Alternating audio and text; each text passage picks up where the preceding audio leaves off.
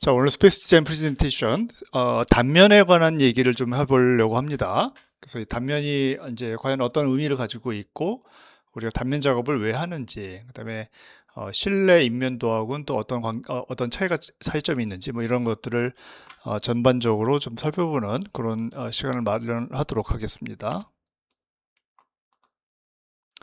자, 이 단면이라고 하는 거를 한번 좀 생각을 해볼게요.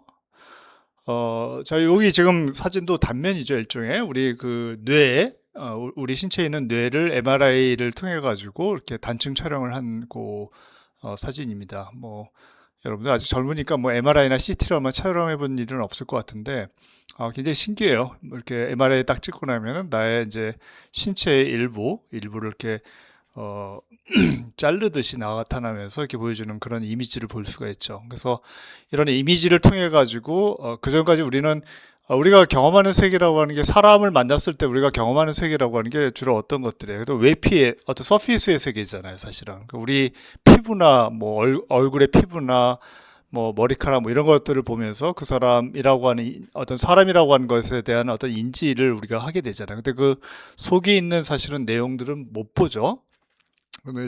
그러나 이렇게 과학기술이 발달하면서 내부를 볼 수 있는 그런 상황들이 마련해 됐고, 그 과정을 통해서 우리가 훨씬 더 많은 정보를, 우리 신체에 대한 굉장히 많은 의학적 정보를 우리가 이렇게 추출해낼 수 있는 그런 이제 계기를 마련한 게 이와 같은 MRI나 CT를 통한 단층 촬영에 의한 단면도다, 이렇게 얘기를 할 수가 있습니다.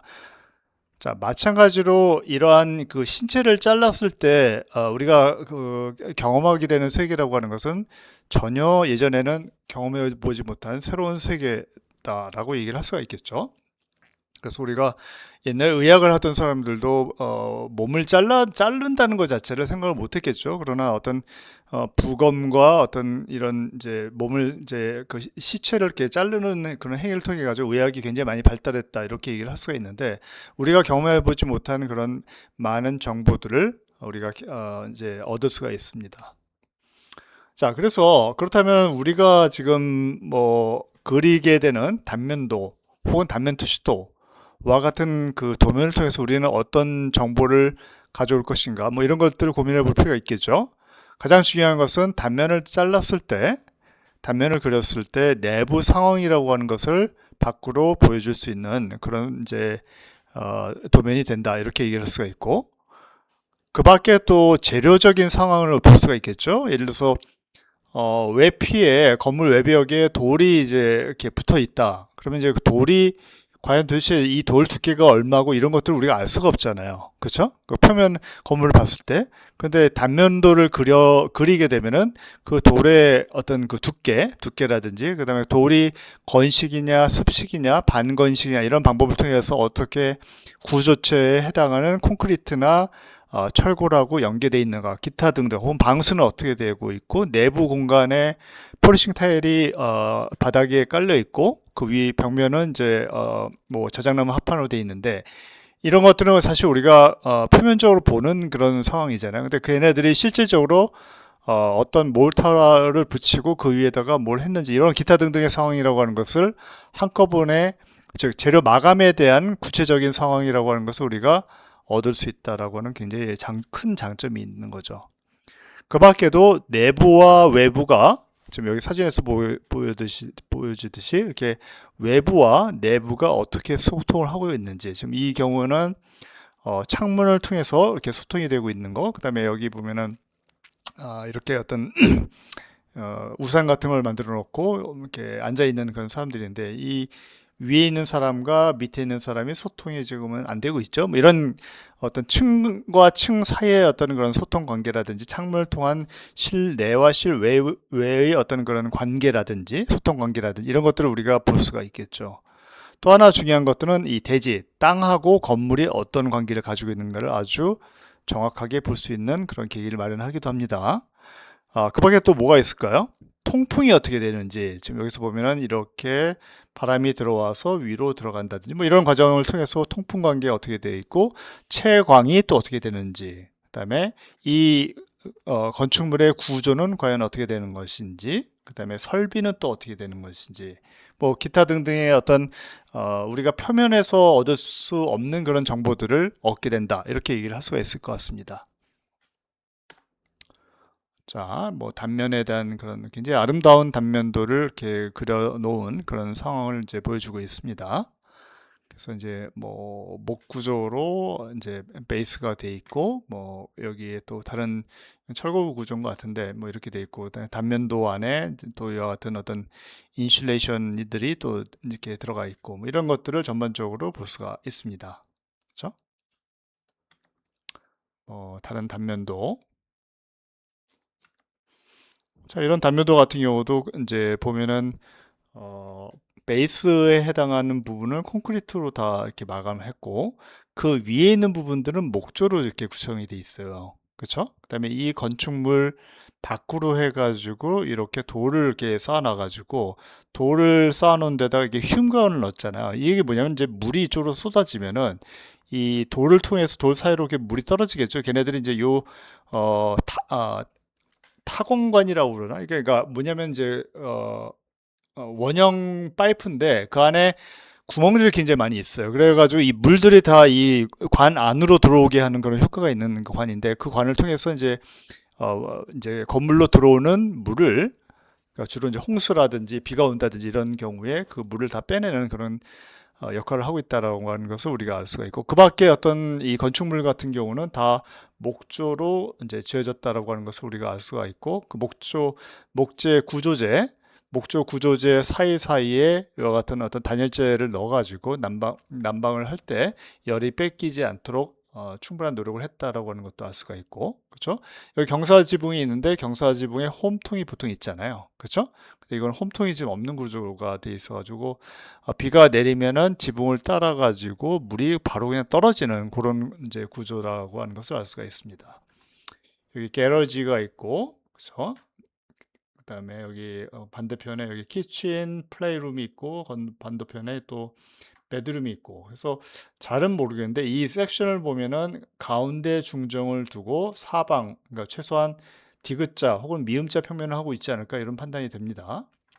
그리고 이 외부에 또 테라스가 또 이렇게 위치해 있고, 그 다음에 중정에는 굉장히 큰 나무가 있는 가든이 구성되어 있다는 것을 우리가 파악할 수가 있습니다. 자, 이와 같이 단면이라고 하는 것은 우리한테 주는 어떤 굉장히 많은 정보가 있어요, 사실은.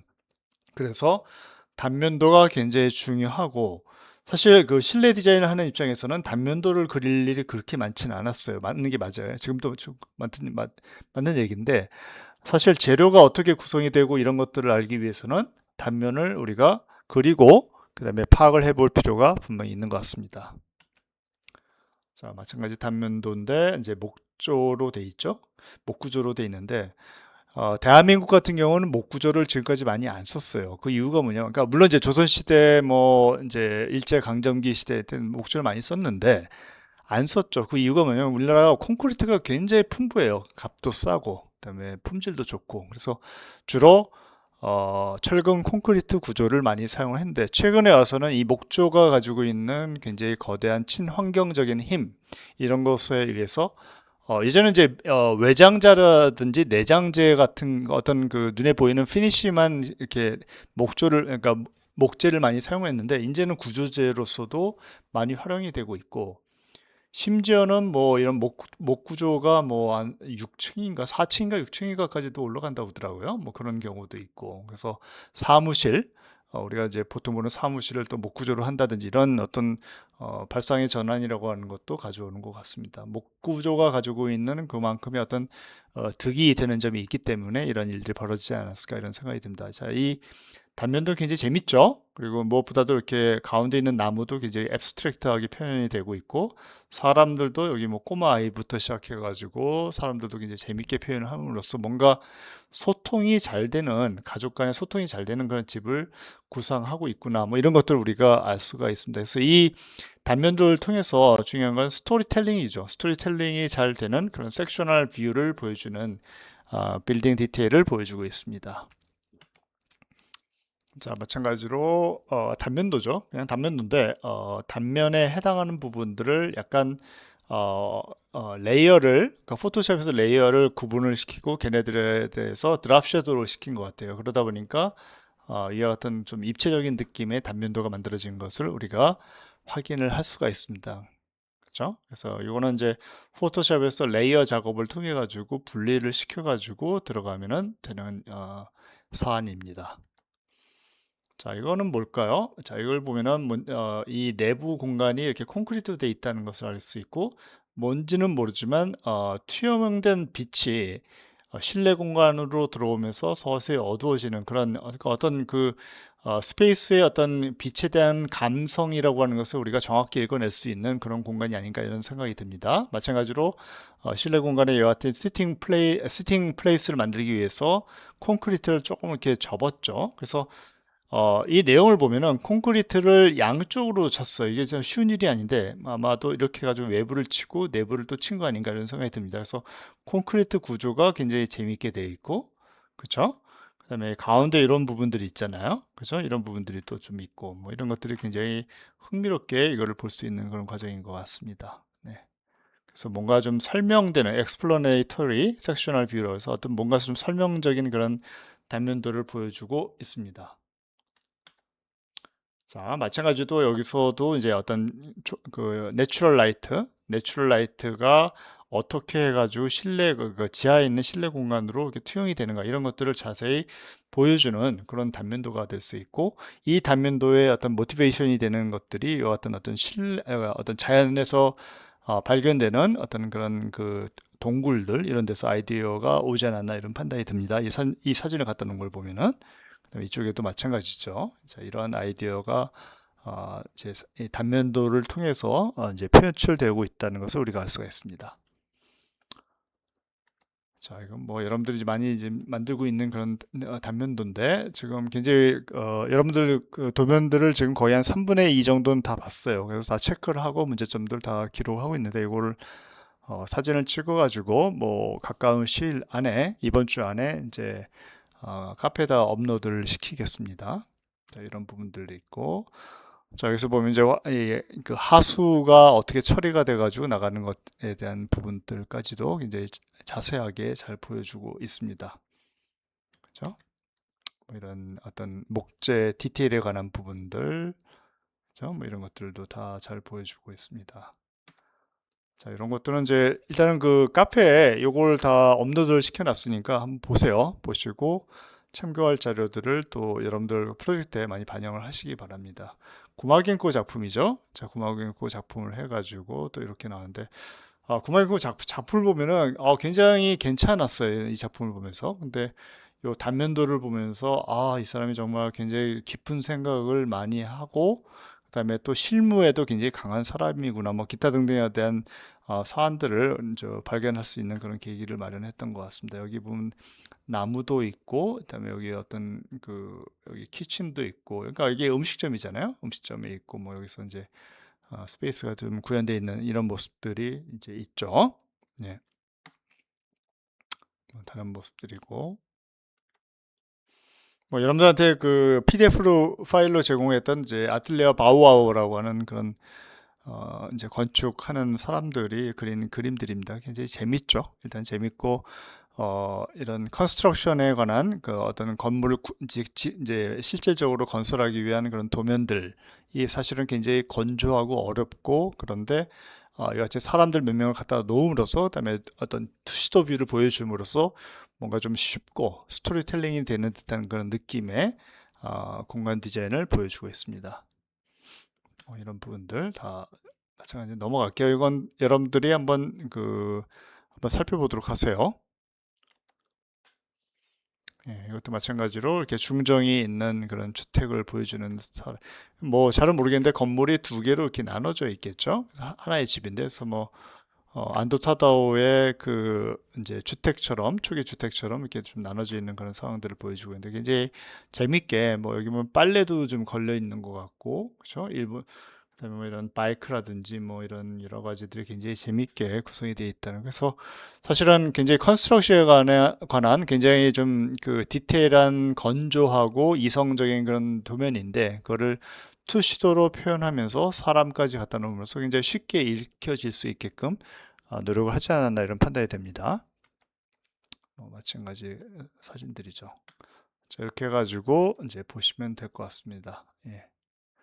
보면은 여러분들 그리고 있는 그 디테일들이 많이 관계가 되고 있어요. 그래서 이걸 좀 보시면서 많이 좀 참조를 했으면 좋겠습니다. 예.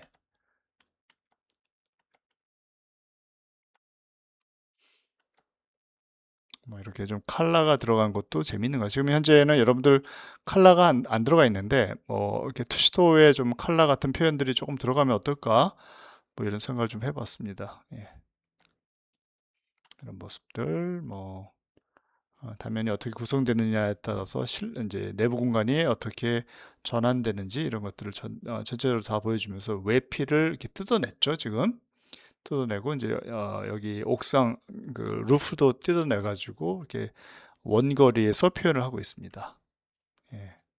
세부적인 스토리텔링이 되는 퍼스펙티브 뷰가 또 있을 수가 있고, 그렇죠. 우리 이제 그 인제에다 터미널 하는 친구들도 많이 좀 참조를 했으면 좋겠어요. 뭐 이런 아이디어들 보면은. 예. 목구조죠. 이것도 목구조 사이에 지금 이와 같이 스틸 플레이트를 넣어가지고 이렇게 되면은 요 조인트 되는 부분이 굉장히 강해요. 실제적으로 이 부분을 가지고 나중에 이제 이 어떤 힘을 줬을 때 이제 얘네들이 파손될 거 아니에요. 파손되는 부분은 여기 볼팅이 되어 있는 부분은 절대 파손이 안 돼요. 대부분의 경우가 이 나무 목재 이 부분에서 파손이 되겠죠. 이런 이제 차이점이 좀 있습니다.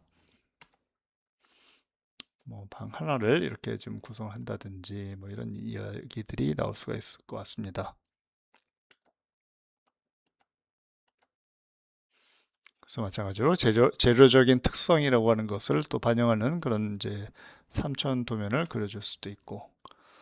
자, 이게 지금 이와 같이 이제 목 구조가 이제 이어치기라는 거죠. 쉽게 얘기하면 콘크리트 이어치기 하듯이 이제 목재를 서로 연결을 시킨 건데, 이렇게 이제 O자형 스틸 플레이트를 밑에다 박고, 그다음에 얘를 끼우고 볼팅을 해가지고 하나로 엮어 나가는. 그러니까 요 부분이 지금 이렇게 된다는 얘기잖아요. 그렇죠? 이런 것들을 보여주고 있고, 그다음에 빔과 기둥이 만나는 부분이 이와 같은 방식으로 해가지고 굉장히 쉽게 이렇게 그 연결되는 그런 부분들도 있습니다. 이것에 대한 디테일이 여기 지금 나와 있는 거죠. 음. 자, 여기는 마찬가지로 이 목재가 바닥하고 만났을 때 그 부분을 표시해 주는 겁니다. 뭐 나머지는 뭐 보시면 될 것 같습니다. 자, 이제 다 카페에다 올려놨으니까 이걸 보시면서 좀 참조를 하도록 합시다. 아이고, 왜 이래.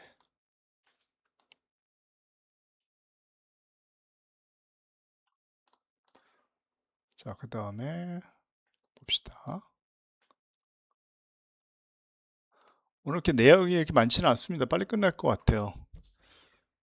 자, 이건 이제 그 사이트 플랜에 관한 배치도에 관한 부분들이에요. 지금 배치도가 이번 그 올해 졸업 작품에서 좀 많이 중요한 것 같아요. 우리 마을을 하는 친구들이 굉장히 많아가지고 그 마을을 표현할 때 뭐 하여튼 굉장히 좀 많이 도움이 될 것 같다는 생각이 들어가지고 준비를 했습니다.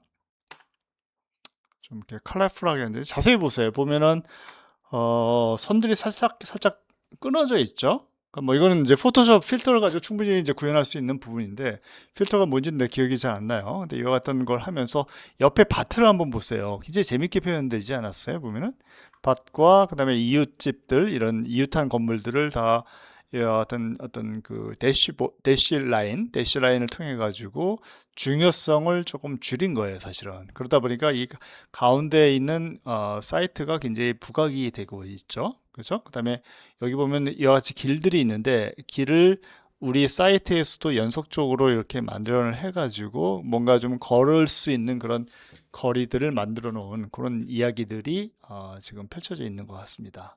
그렇죠? 그다음에 이웃한 그런 사이트하고 연결성을 강조해 가지고 이와 같은 어떤 부분들을 만들어 놓는다든지 이런 것들이 잘 표현이 돼 있죠. 그다음에 나무를 이렇게 투명체를 이렇게 투명한 그 농도 차이를 좀 줘가지고 투명도의 차이를 줘가지고 이렇게 겹쳤더니 또 이런 효과가 또 나는 것도 우리가 좀 파악을 할 수가 있고 이제 재밌게 좀 마련이 된 것 같습니다. 자, 이거 같은 경우도 우리 건물에 해당하는 녀석들에 대해서 이와 같이 살짝 이건 드랍 섀도우 정도가 아니라 드랍 섀도우 맞네 이거 보니까 그렇죠? 이걸 보니까 그래서 이것도 레이어를 따로 이제 포토샵에서 레이어를 따로 해가지고 이렇게 드랍 섀도우로 하면 이런 효과가 나겠죠. 그래서 뭐 이런 것들은 좀 적절하게 잘 표현을 해가지고 이제 구현을 하시기 바랍니다. 여기서도 보면은 내용은 잘 모르겠는데 세 가지의 어떤 다른 위계가 있죠. 블랙으로 톤이 되어 있는 부분들이 아마 메인인 것 같아요. 그래서 나의 계획이 이 검은색 안에 다 좀 들어가 있는 이 라인을 따라서 뭐가 나온 것 같고, 그 다음에 그게 이제 요거가 되는 거고, 그 다음에 이 하얀색 부분이 또 이렇게 있죠.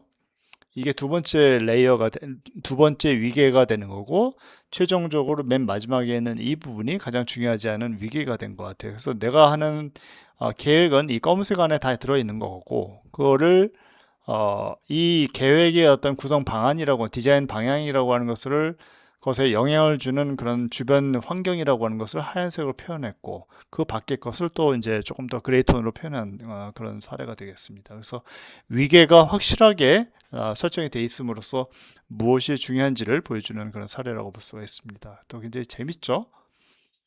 이제 컬러를 굉장히 파스텔 톤을 굉장히 진한 걸로 해가지고 표현을 하면서 이렇게 블러 작업도 이렇게 좀 만들어놨죠. 그래서 이거 자세히 봤는데 이 그림자도 많이 들어가 있고 그래가지고 이게 굉장히 별거 아닌 것처럼 보이지만 포토샵에서 굉장히 노력을 많이 한 그런 그러니까 이거 내 생각에 레이어가 한 대여섯 개 정도 이렇게 만들어 가지고 한 거 아닌가 이런 생각이 들었습니다.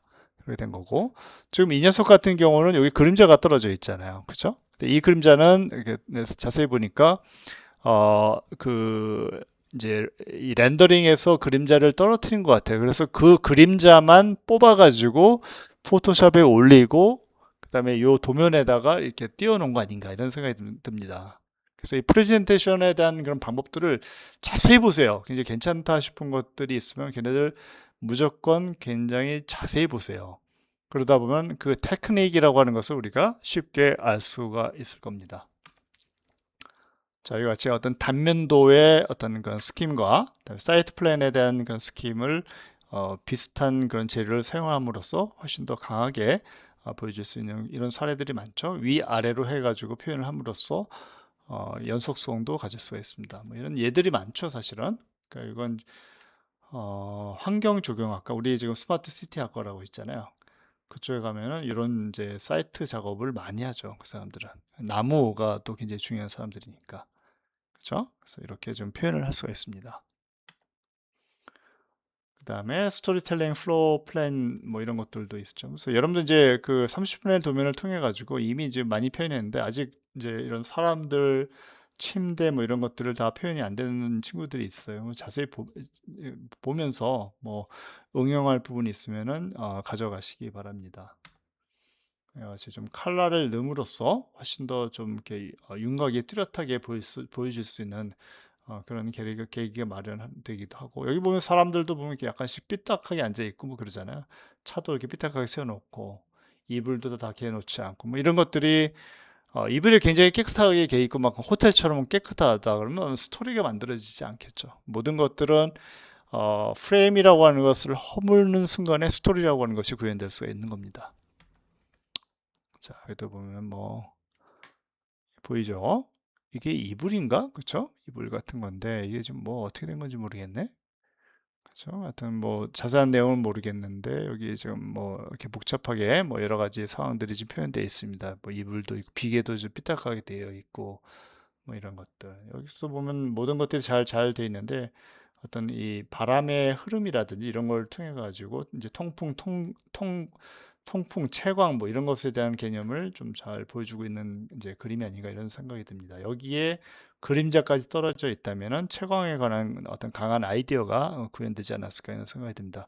개인적으로는 이 왼쪽에 있는 사진을 되게 좋아해요. 뭐 자세히 보이진 않는데 이게 좀 벽체도 표현이 안 돼 있고 그래가지고 뭐 어떻게 된 건지는 잘 모르겠습니다. 벽체가 있는데 이게 지금 안 보이는 것 같기도 하고 근데 어쨌든 이것을 통해서 이제 실질적으로 우리가 이와 같은 공간이 만들어졌을 때 사람들이 어떻게 사용하게 되는지 이런 것들을 보여주는 사례라고 볼 수가 있습니다. 이와 같이 어떤 동선 체계를 또 보여줄 수도 있죠. 들어가서 잠을 잘 수도 있고, 그렇죠?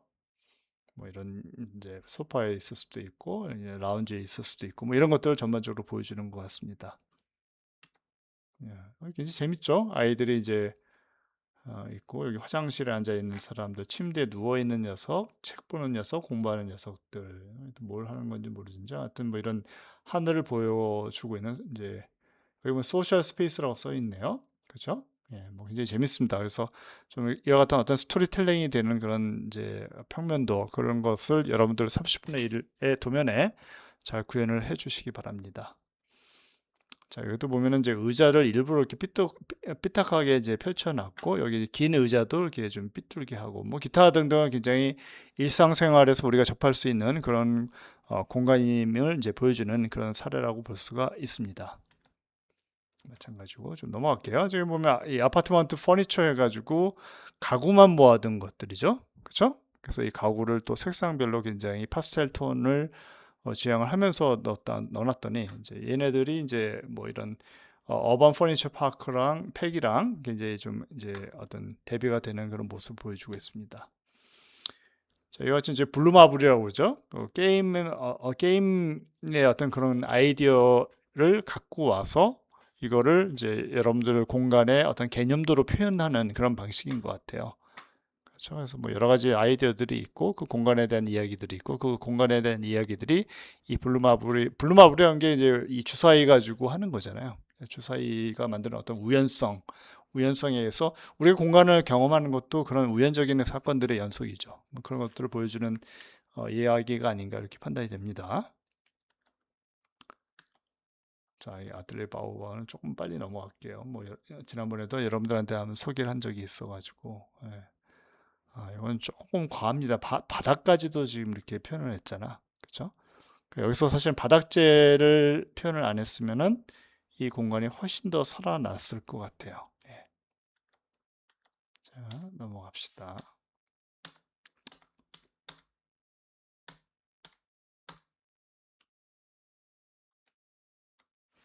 자, 이렇게 돼 있고, 계속 이렇게 되네.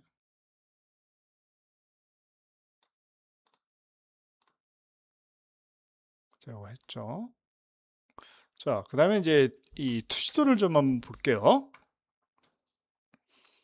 자, 이 투시도는, 뭐 지난번에 얘기했던 것의 연속적인 그런 내용들인데 한번 볼게요. 뭐 지난번에도 얘기를 했는데 이렇게 원 이미지 패널이라고 하는 게 굉장히 중요한 것 같아요. 그래서 내가 이제 어떤 공모전이나 이런 거 심사를 갔어. 요즘은 이제 나가지도 않는데 심사를 가서 내가 느끼는 부분들을 사실은 여기다 다 넣은 겁니다. 그래서 여러 개의 작품이 있을 때 판넬 사이즈가 거의 비슷하겠죠. 아니면 이제 획일적으로 이렇게 이제 정해지는 경우도 있고 그럴 경우에 이제 그 사이즈를 벗어날 수가 없죠. 그래서 가장 큰 게 가장 먼저 보입니다. 그건 어쩔 수 없고 그렇기 때문에 하나의 원 이미지 패널이라고 하는 그런 아이디어가 훨씬 더 사람들의 주목을 끄는데 조금 일조하지 않을까 이런 생각이 들어가지고 지금 현재 두 개의 아이디어를 좀 가져왔습니다. 뭐 여기서 보면은 이런 공간들이 있죠. 그래서 단면이 이렇게 지금 펼쳐져 있고 여기 이제 투시도가 이렇게 돼 있고 뭐 이런 것들을 표현하고 있습니다. 인 비트윈이라는 작품도 마찬가지로 이제 이런 모습 보이고 하나의 이미지가 있고 그쵸? 하나의 사진이 있고 그 사진에다가 내가 했던 그런 작품을 넣고 배도 있고 사람도 있고 뭐 굉장히 재밌게 만들어 놨죠. 동시에 자세히 보세요. 이게 의미하는 게 뭐예요? 이게 사이트잖아. 그쵸? 사이트고 여기에 지금 요 작품이 여기에 좀 들어가 있는 거잖아요. 그쵸? 그래서 이만큼을 블랭크로 만들어 놓은 거죠. 그러니까 하늘이라고 생각하고 그 하늘이라고 하는 생각하는 부분에다가 지금 현재 이게 투시도인지 인면도인지는 잘 모르겠어요. 근데 뭐 어떤 투시도 같은데 투시도 두 개를 집어넣고 그다음에 작품에 대한 설명을 넣고 그다음에 인비트윈이라고 하는 자, 여기서 보면 자세히 보세요. in between이라고 하는 말을 한번 보세요. 보면은 뭔가 이 색상도 이거랑 이 투시토의 이 철판하고 같은 비슷한 색깔이죠. 그리고 얘네들 삐뚤빼뚤하게 놔뒀잖아, 글씨를. 이거는 그냥 이런 서체가 있는 게 아니라 얘네들이 일부러 그런 거예요. 근데 이 삐뚤삐뚤하게 나오는 것들이 여기서 지금 구현되고 있는 공간의 어떤 그런 스킬하고 맞아 떨어지고 있잖아. 그렇죠? 그러니까 이런 것들이 아이디어가 된다고 볼 수가 있습니다.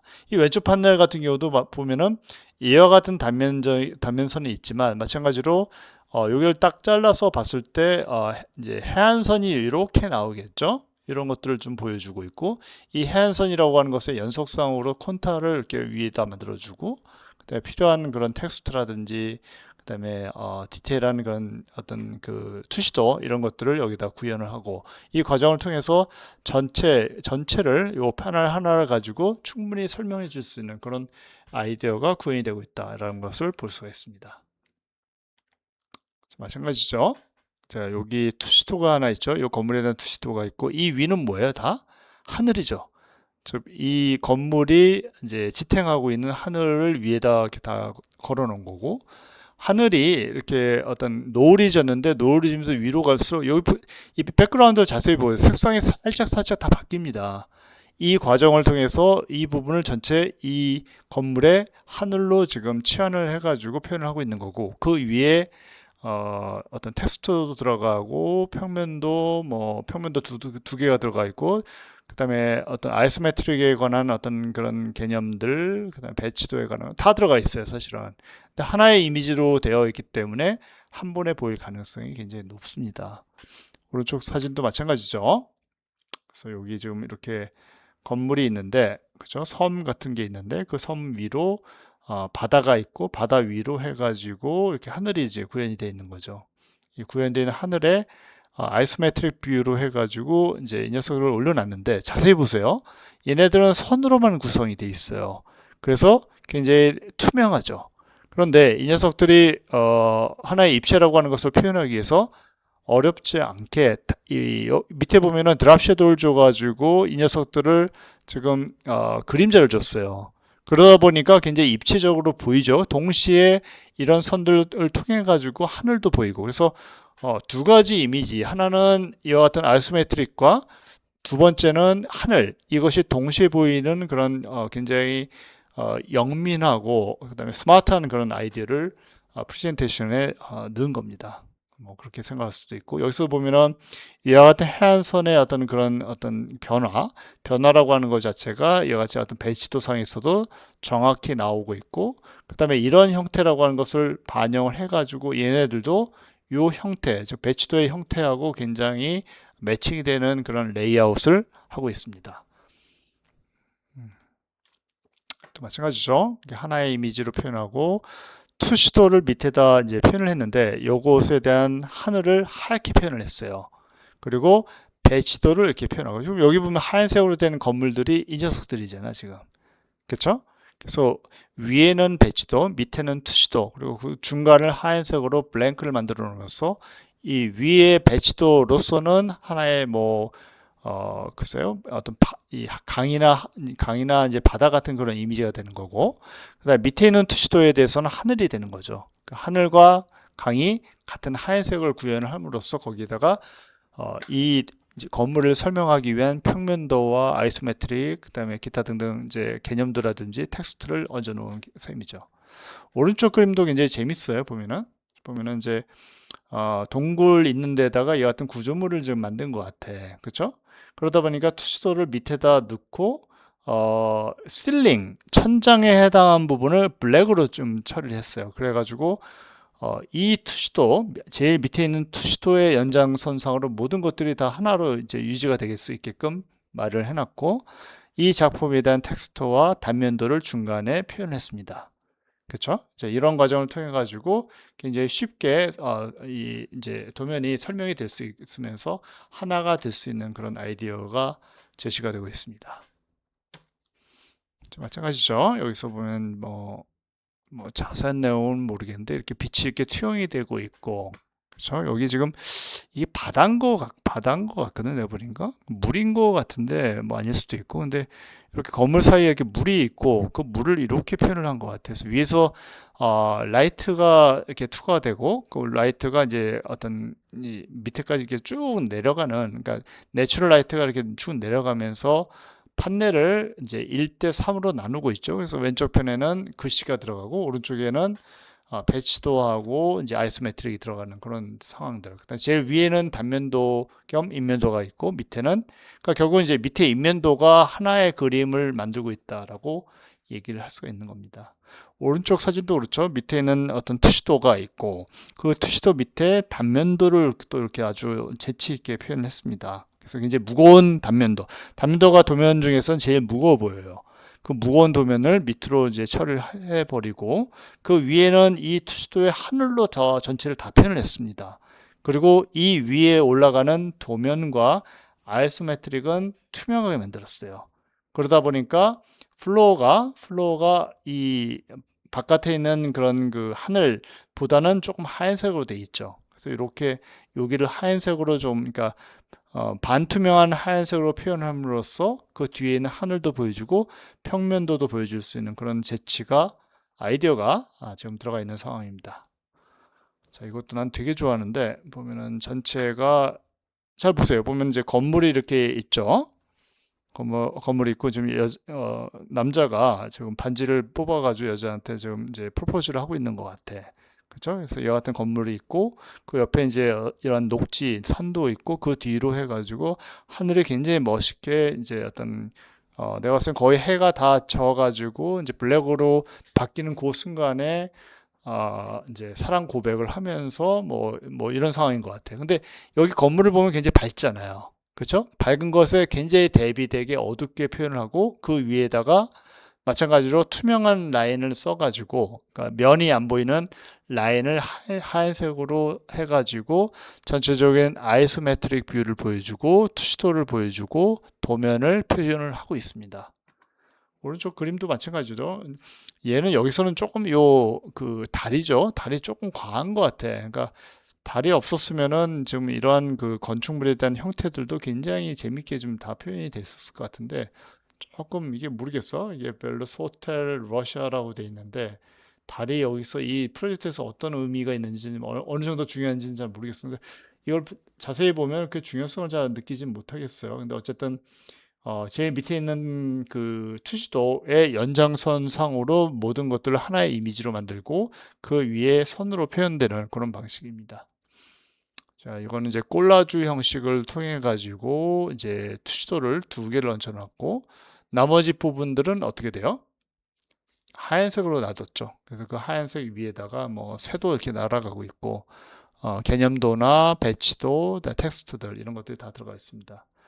오른쪽에 있는 사진도 굉장히 아주 심플하게 카사 쿠보라고 돼 있어. 카사가 뭐냐면 이제 집을 얘기래요. 이태리 말로. 그다음에 여기 이 콘세이토라고 하는 것도 이제 개념도를 얘기하는 건데 전체적으로 단면도가 있죠. 단면도가 있는데 이와 같이 어떤 대지 상황까지 다 표현하면서 앞으로는 좀 이렇게 밑으로 내려가는 그런 이제 상황들이고 뒤로는 이제 평평한 땅이 있는 나무도 있고 새도 좀 날아가고 그래서 이런 단면도를 통해서 전체 하늘을 다 표현을 하고 있잖아요. 그렇죠? 그래서 여기에 인면도에 해당한 녀석들은 땅바닥에 놔뒀습니다. 그래서 네 개의 인면도, 이 건물의 네 개의 인면도를 이와 같이 표현을 하고 있고, 그다음에 이 녀석들 평면도가 두 개가 있죠. 그 평면도 두 개를 위로 올려주면서 마찬가지로 이건 포토샵에서 한 것 같은데 섀도우를 이렇게 살짝 이렇게 만들어줬어요. 그러다 보니까 굉장히 입체적인 그러나 마찬가지로 요 가운데 그 이 실내 평면도는 그 반투명체를 만들어 놨죠. 그러다 보니까 뒤에 있는 하늘이 다 보이는 그런 상황을 연출하고 있습니다. 자, 뭐 이런 얘기들이에요. 전체적으로 비슷한 얘기들이 지금 이거 같은 경우는 지금 오른쪽에 있는 것만 좀 설명을 한번 해볼게요. 이거 같은 경우는 하나의 이미지 자세히 보세요. 지금 현재 보면은 요 투시도를 중심으로 해가지고 위에 이렇게 이제 이미지가 하나 있고 그다음에 밑에 있는 것들은 이거하고는 조금 달라요. 그러니까 여기 지금 이만큼이 하나고 이 녀석이 또 하나예요. 그죠? 그다음에 투시도 하나, 둘, 셋, 네 개 되는데 최소한 여기 위에 있는 투시도하고 이 녀석 세 개, 여기 한 네 개죠. 네 개 혹은 세 개는 하나의 이미지화 돼가지고 굉장히 크게 지금 보여주고 있는 것 같아요. 그래서 사실은 아니죠. 예, 이런 것들을 보여줄 수가 있습니다. 자, 뭐 이런 것들 뭐 지난번에도 좀 설명했었는데 이와 같은 뭐 잘은 모르겠는데 이것도 여기 패스를 중심으로서 어떤 디자인이 나온 것 같아. 그래서 그 하얀색을 중심으로 해서 지금 이와 같은 흘러가고 있고 지금 투시도가 있는데 이제 이 마을 전체를 찍은 투시도가 이렇게 있고 걔네들에 대한 하늘이 위에 이렇게 있는 거잖아요. 그죠? 여기 산이 조금 있고 이렇게 표현된 거고 이 하늘에다가 이러한 흐름이라고 하는 것을 연속해 가지고 배치도를 흐름에 따라서 연속적으로 표현을 한 겁니다. 그리고 이러한 형태에 맞춰 가지고 글씨의 위치를 조금씩 이렇게 깎아 가지고 만들어 놨고 그렇죠? 그다음에 여기 아이소메트릭 뷰를 하나, 둘, 셋, 넷, 다섯 개를 이렇게 배치하는 그런 얘기입니다. 그래서 하나로 보이게 되겠죠. 오른쪽도 마찬가지고. 거의 비슷한 얘기들입니다. 예. 자, 그런데 지금까지 보여준 거는 조금 나는 이제 굉장히 우수한 작품이라고 생각하고 뭔가 좀 배치가 중심이 되는 작품들이었는데 건축 판넬들을 보면은 건축 판넬들이 일반 어떤 그 시각 디자인에서 하는 그래픽 판넬이나 아니면 산업 디자인에서는 그런 인더스트리얼에 관한 그런 판넬하고 비교를 해보면은 일단은 보여줄 게 너무너무 많아요. 그리고 그걸 보여주는 데 있어서 이제 꽉 찰 수밖에 없어. 나도 그걸 인정을 하는데 그럼에도 불구하고 이 가운데 걸 보세요. 숨이 막히지 않아? 한마디로 얘기해가지고. 숨이 막힌과 동시에 이 하나, 둘, 셋, 넷, 다섯 개 혹은 여섯 개의 이미지 중에서 무엇을 먼저 봐야 될지 모를 정도의 위계적인 실패를 가지고 있습니다. 거기에 비해서 왼쪽과 오른쪽을 하나의 이미지로 이렇게 표현이 됨에 따라서 전체적으로 이 백그라운드를 먼저 읽겠죠. 그 다음에 위에 있는 투시도와 뭐 옆에 있는 투시도, 그 다음에 이런 뭐 제목이라든지 배치에 관한 그런 아이디어들, 그다음에 뭐 인면도인지 평면도인지 이런 것들 보고 오른쪽도 마찬가지죠. 전체를 하나 읽고 읽게 되고 그러니까 이 투시도를 먼저 보게 되는 거죠. 그 다음에 나머지 것들을 보여주는 뭐 단점이 있다면 제 오른쪽에 있는 패널 같은 경우는 마찬가지로 조금 여유를 주고 만들어 놨었어야 되는데 최소한 여기 있는 녀석 1, 2, 3, 3열에 있는 이 녀석들은 삭제를 했었으면은 훨씬 더 좀 이렇게 보기가 좀 편하지 않았을까 이런 판단이 듭니다.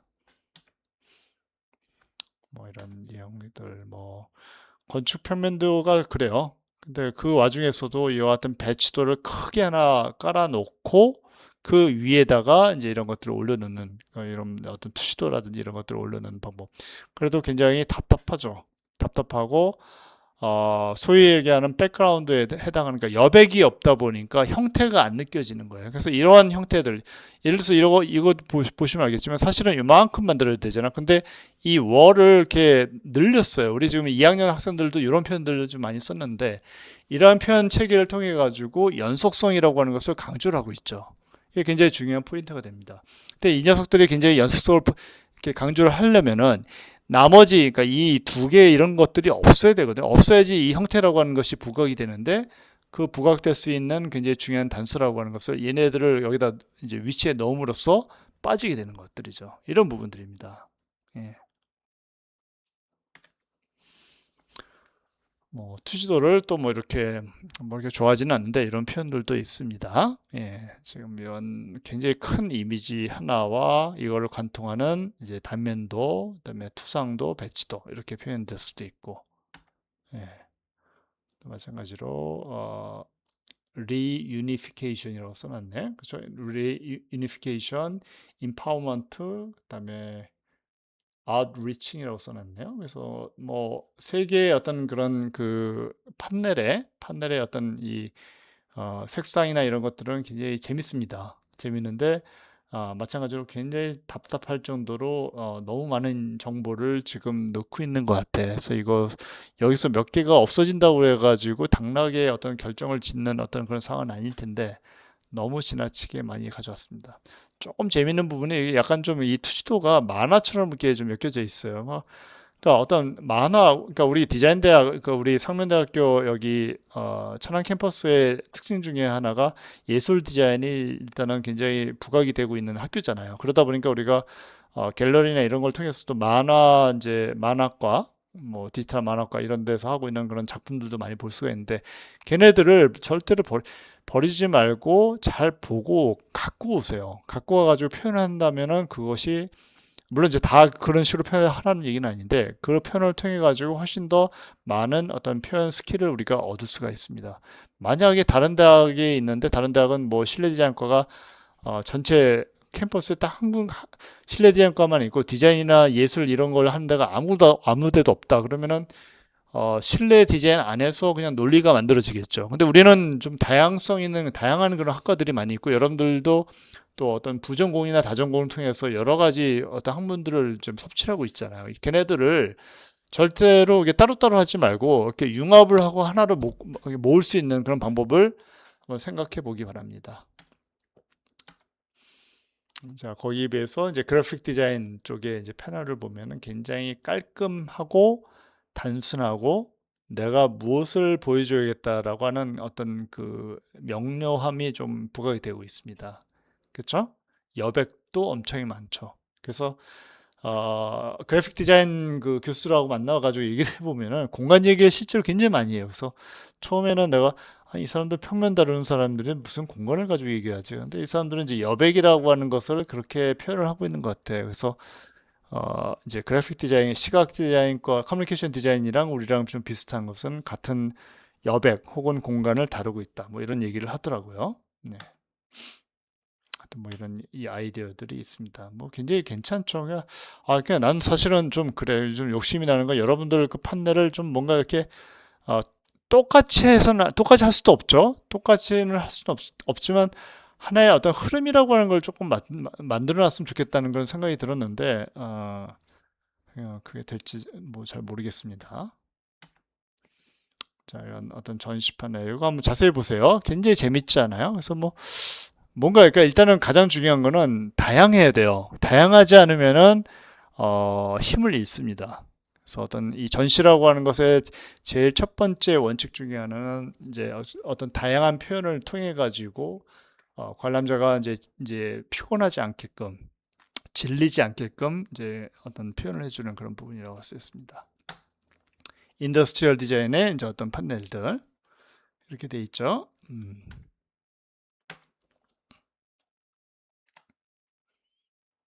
하고 나면 꼭 이렇게 되네. 자, 지금까지 나온 내용들이 여러분들 판넬을 구성하는 것에 대한 전반적인 얘기들이었고, 지금 이제 얘기하는 거는 봅시다. 조금 한 스텝 더 나간 얘기들이에요. 자, 이건 뭐냐면 포트폴리오. 여러분들 포트폴리오 작업을 해야 되고, 레주메를 만들어야 되죠. 그러니까 본인 이력서를 만들으셔야 되고, 그 다음에 비즈니스 카드, 여러분들 명함을 또 만들어 가지고 또 표현해 주기도 하고, 블로그를 만들고, 뭐 이런 것들을 한번 좀 설명해 보려고 그래요.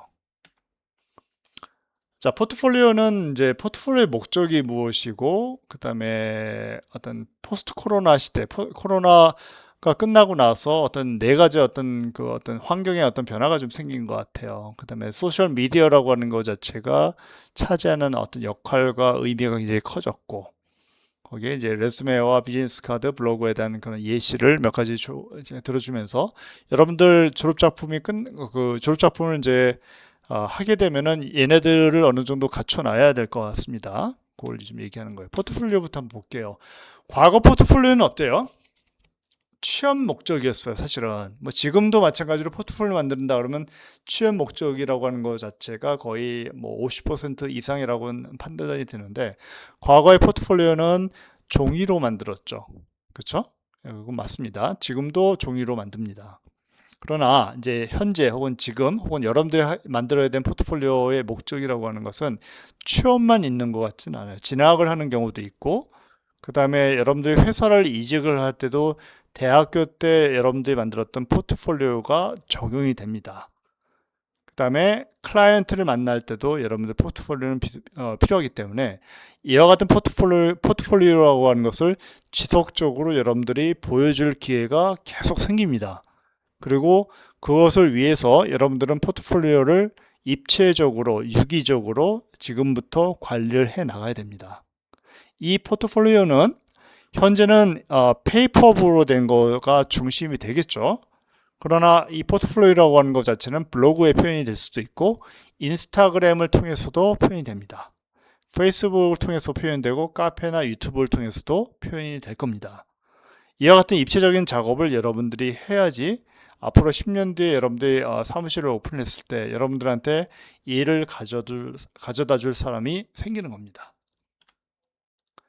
자, 이 김미경이라는 사람이 있죠. 이렇게 어떤 그 사람들한테 웜업을 해주고 사람들한테 용기를 주고 그다음에 본인의 어떤 캐리어를 쌓을 수 있는 그런 동기부여를 해주는 그런 사람이죠. 이 사람이 이제 주로 이제 어떤 그 회사 기업에 가가지고 특강을 많이 하는 특강 강사예요. 특강 한번 하면 뭐 몇백만 원씩 받는 그런 사람인데 뭐 한 달에 특강이 뭐 한 10건 해가지고 몇천만 원씩 벌던 사람이에요, 사실은. 근데 이 사람이 어떤 일이 있었냐면 갑자기 코로나가 생기면서 그 일이 없어졌습니다. 갑자기 그냥 이제 잡이 없어진 거죠. 그래서 이때부터 뭘 했냐면은 유튜브 방송을 시작했어요. 그러면서 김미경의 여러 가지 이야기들이 이제 사회에 나오게 되는데 이 김미경의 사람이 리부트라고 하는 그러니까 여기 이제 코로나 시대 때 이제 찍은 그 만든 책이에요. 그래서 리부트라고 해서 코로나가 끝나고 나서 세상이 어떻게 바뀔 것인가라고 하는 것에 대한 4가지 키워드를 제시를 했습니다. 첫 번째 나온 게 인디펜던트 워커예요. 아마도 이렇게 될 것 같다는 생각이 드는데 앞으로 뭐 나는 아니지만 여러분들은 독립적인 어떤 일꾼이 될 것 같아. 그래서 지금도 보면은 이제 일본 같은 경우에 쿠팡 같은 경우가 그러잖아요. 쿠팡에서 일을 하려면 어때? 쿠팡 사이트에 한번 안 들어봤는데 들어가 보면은 며칠부터 며칠까지 일을 할 사람을 모집을 해요. 그럼 내가 거기 지원해가지고 그 기간 동안 일을 하고 돈을 받고 보험이 있으면 보험도 하고 뭐 이런 과정입니다. 굉장히 심플하고 간단하고 그렇습니다. 근데 여기는 여기에 플러스 해가지고 여기는 이제 쿠팡 같은 경우 이력상에 들어가진 않아요. 그냥 뭐 똑같은 뭐 짐을 나르고 뭐 이런 일들이기 때문에 그렇게 중요도가 있진 않죠. 그러나 여러분들 하는 것들은 어때요? 굉장히 지금까지 해왔던 일에 대한 컨텐츠와 역사가 미래의 나의 일을 결정하는 그런 상황들이잖아요. 그렇기 때문에 여러분들이 포트폴리오가 필요하고 여러분들이 인디펜던트 워커로서 일을 하게 될 거예요. 분명히 나는 그렇게 믿습니다. 그때 이 포트폴리오가 지속적으로 포트폴리오를 쌓아가지고 만들어 놓은 사람한테 훨씬 더 많은 일의 기회가 제공이 될 거란 얘기죠. 그래서 이 인디펜던트 워커에는 개인의 경험과 능력, 스킬, 그 다음에 이런 과정을 통해서 내가 1인 미디어 시대를 맞이해서 내가 미디어에 얼마만큼 많이 노출이 되는가 이런 것들을 통해서 나를 굉장히 쉽게 홍보할 수 있는 그런 어떤 환경이라고 하는 게 마련이 되는 거가 되겠죠. 그 밖에 어떤 언택트라든지 디지털 트랜스포메이션, 세이프티 뭐 이런 얘기가 하는데 가장 중요한 건 인디펜던트 워커라는 거예요. 그래서 여러분들은 아마도 그렇게 일을 할 것 같아, 내가 봤을 때는. 그래서 페이퍼북도 필요하고 그것 말고도 여러분은 다양한 소셜 미디어를 통해서 블로그라든지 인스타그램, 페이스북, 카페, 유튜브, 기타 등을 통해서 지속적으로 여러분들을 쇼업을 해야 되는 그런 입장에 처해 있습니다. 아이고, 잠깐만.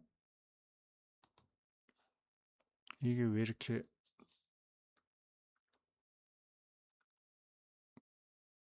자, 과거에는 이제 건물주가 있었죠. 그래서 이 건물주에서 건물을 내가 이제 하나 소유하고 있다. 그러면 이제 이 소유하고 있는 건물에서 여러 가지 수익이 임대료죠. 임대 수익이 계속 발생해 가지고 나는 정말 일도 하나도 안 하면서 뭐 잘 먹고 잘 살 수 있는 그런 계기가 마련되기도 하고 그랬는데 이제는 아닌 것 같아요. 지금 보면 이제 이런 부동산 관련돼서 굉장히 많은 그런 어떤 세금이라든지 제재가 좀 가해지고 있기 때문에 이런 걸 가지고 우리가 이제 평생 잘 먹고 잘 살겠다 이런 생각은 좀 버려야 되는 그런 시대가 아닌가 하는 생각이 드는데 이와 같은 어떤 여러분들 건물주로서 임대 수익을 발생해 가지고 먹고 살던 시절은 끝난 것 같고 이제는 미래의 이 건물주라고 하는 것은 이와 같이 소셜 미디어를 얼마만큼 잘 굴리느냐 여기에 달린 것 같아서 인스타그램, 뭐 유튜브, 페이스북, 기타 등을 잘 굴리면은 각각에 대해서 수익이 뭐 예를 들어서 유튜브를 개설했는데 걔가 뭐 조회수가 뭐 300만 400만이 됐다 그러면 돈을 엄청나게 버는 거잖아요 사실은. 그런 수익이 있을 수도 있고, 그 다음에 중요한 것은 여러분들의 커미션을 봤을 때, 커미션이라는 게 뭐냐면은 이게 뭐냐면 이제 클라이언트가 나한테 디자인을 의뢰를 하잖아요. 그때 이게 커미션드 웍이라고 그러거든요. 그러니까 우리가 커미션을 받았다라는 표현을 하는데 영어로, 그럼 이제 그 사람이 나한테 일을 의뢰를 했다는 얘기예요, 사실은. 그래서 이런 커미션이라고 하는 것 자체가 발생을 하게 됩니다. 그래서 굉장히 중요한 부분이고, 여러분들 이거를 잊지 말고 지금부터 계속 해 나가야 됩니다, 사실은. 사실은 옛날에는 여러분들 그래서 인스타그램, 페이스북 이걸 다 봤거든요. 근데 이거 또 뭐 저기 개인 그 정보를 또 이렇게 노출하는 것도 그래가지고 뭐 보지는 않습니다 요즘. 근데 여러분들 알아서 본인의 어떤 그런 미래를 잘 설계를 해 나가시길 바랍니다. 그래서 여러분들 이제 어떤 뭐 페이스북이나 아니면 이제 주로 이제 그 인스타그램 같은데 뭐 여러분들의 일상이라고 하는 걸 담죠. 내가 뭐 옷을 사고 음식을 또 맛있게 먹고 내가 운동하는 모습, 뭐 취미 생활을 갖고 이벤트, 뭐 여행, 뭔가를 성취했을 때 그걸 담기도 하고 뭐 이런 것들이 많이 있죠. 이런 것들을 이제 이와 같은 소셜 미디어를 통해 가지고 구현을 하고 있는데, 여기에 플러스 해가지고 여러분들의 능력이라고 하는 거, 이 능력이라고 하는 것을 여기다가 담아 나가기 시작을 해야 됩니다. 그래서 여러분들이 어떤 특강에 가서 어떤 좋은 이제 강의를 들었다, 그걸 또 올려놓고, 여러분들 어떤 공간 여행을 했다, 마찬가지로 그 공간 여행에 관한 스토리를 또 넣을 수가 있고, 여러분들 만든 포트폴리오라든지 아니면 좋은 수업들, 워크숍에 참여했던 것들, 뭐 인턴을 해요. 지금 인턴하는 학생들도 꽤 있죠. 마찬가지로 본인 인턴하고 있는 모습을 반드시 내 생각엔 매일같이 찍으세요. 같은 위치에서 찍어도 좋으니까. 그래서 이제 한 달 일을 했다, 2달 일을 했다 그러면 30장 내지 60장이 나오는 거예요. 동일한 포지션에서. 어떤 포즈는 다 틀리겠죠. 그거를 가지고 영상을 만들어서 이제 유튜브에 올려줄 수도 있고. 그러면 어때요? 여러분들이 뭔가 굉장히 열심히 일을 하고 있고 미래를 준비하고 있는 사람이라고 하는 것을 쇼업을 하고 있는 거고, 그게 앞으로 10년 뒤에 여러분들한테 굉장히 큰 어떤 그 일을 가져다 줄 겁니다. 예. 자, 그래서 내가 예전에 이제 한 10년이 됐네요. 10년 전에 샌디에고 대학에 가서 1년 정도 이제 연구년을 보낸 적이 있어요. 근데 그때 이제 거기 있는 학생들을 만났는데, 그 학생들이 좀 달랐어. 내가 좀 충격을 받은 게, 걔네들은 학생임과 동시에 사무실을 하나씩 운영하고 있는 애들이 많았어.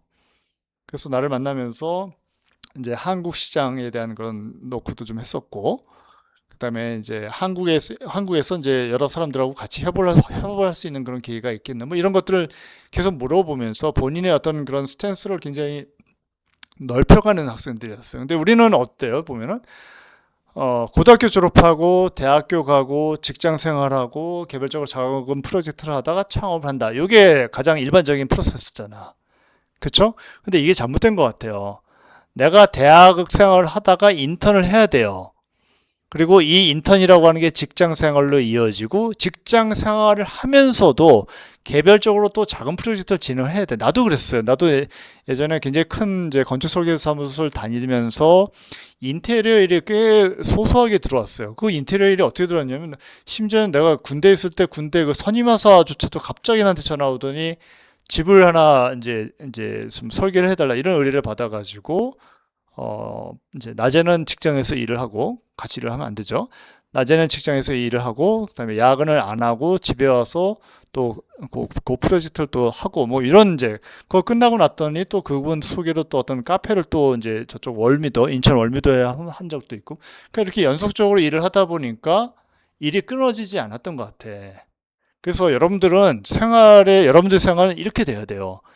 배움과 잡이 혼용이 돼가지고 같이 가야 됩니다. 그래서 배움과 잡과 그다음에 창업이라고 하는 것 자체가 연속성상에 있지만, 그 중간중간에 직장생활 창업을 연결해주는 작은 프로젝트와 대학생활과 직장생활을 연결해주는 인턴을 그냥 내가 가서 이제 뭐 한 달 혹은 이제 뭐 두 달 정도 이제 경험을 쌓는다. 이렇게 단순한 생각하면 절대로 안 돼요. 그 회사에 내가 들어갈 것인지 안 들어갈 것인지를 인턴 생활을 통해 가지고 결정을 해야 되고, 이 결정이라고 하는 것 자체가 나만 이루어지는 것이 아니라 그 직장에 그 직장을 운영하고 있는 대표이사가 나를 보면서 나를 뽑아가게끔 여러분들이 만들어야 돼요.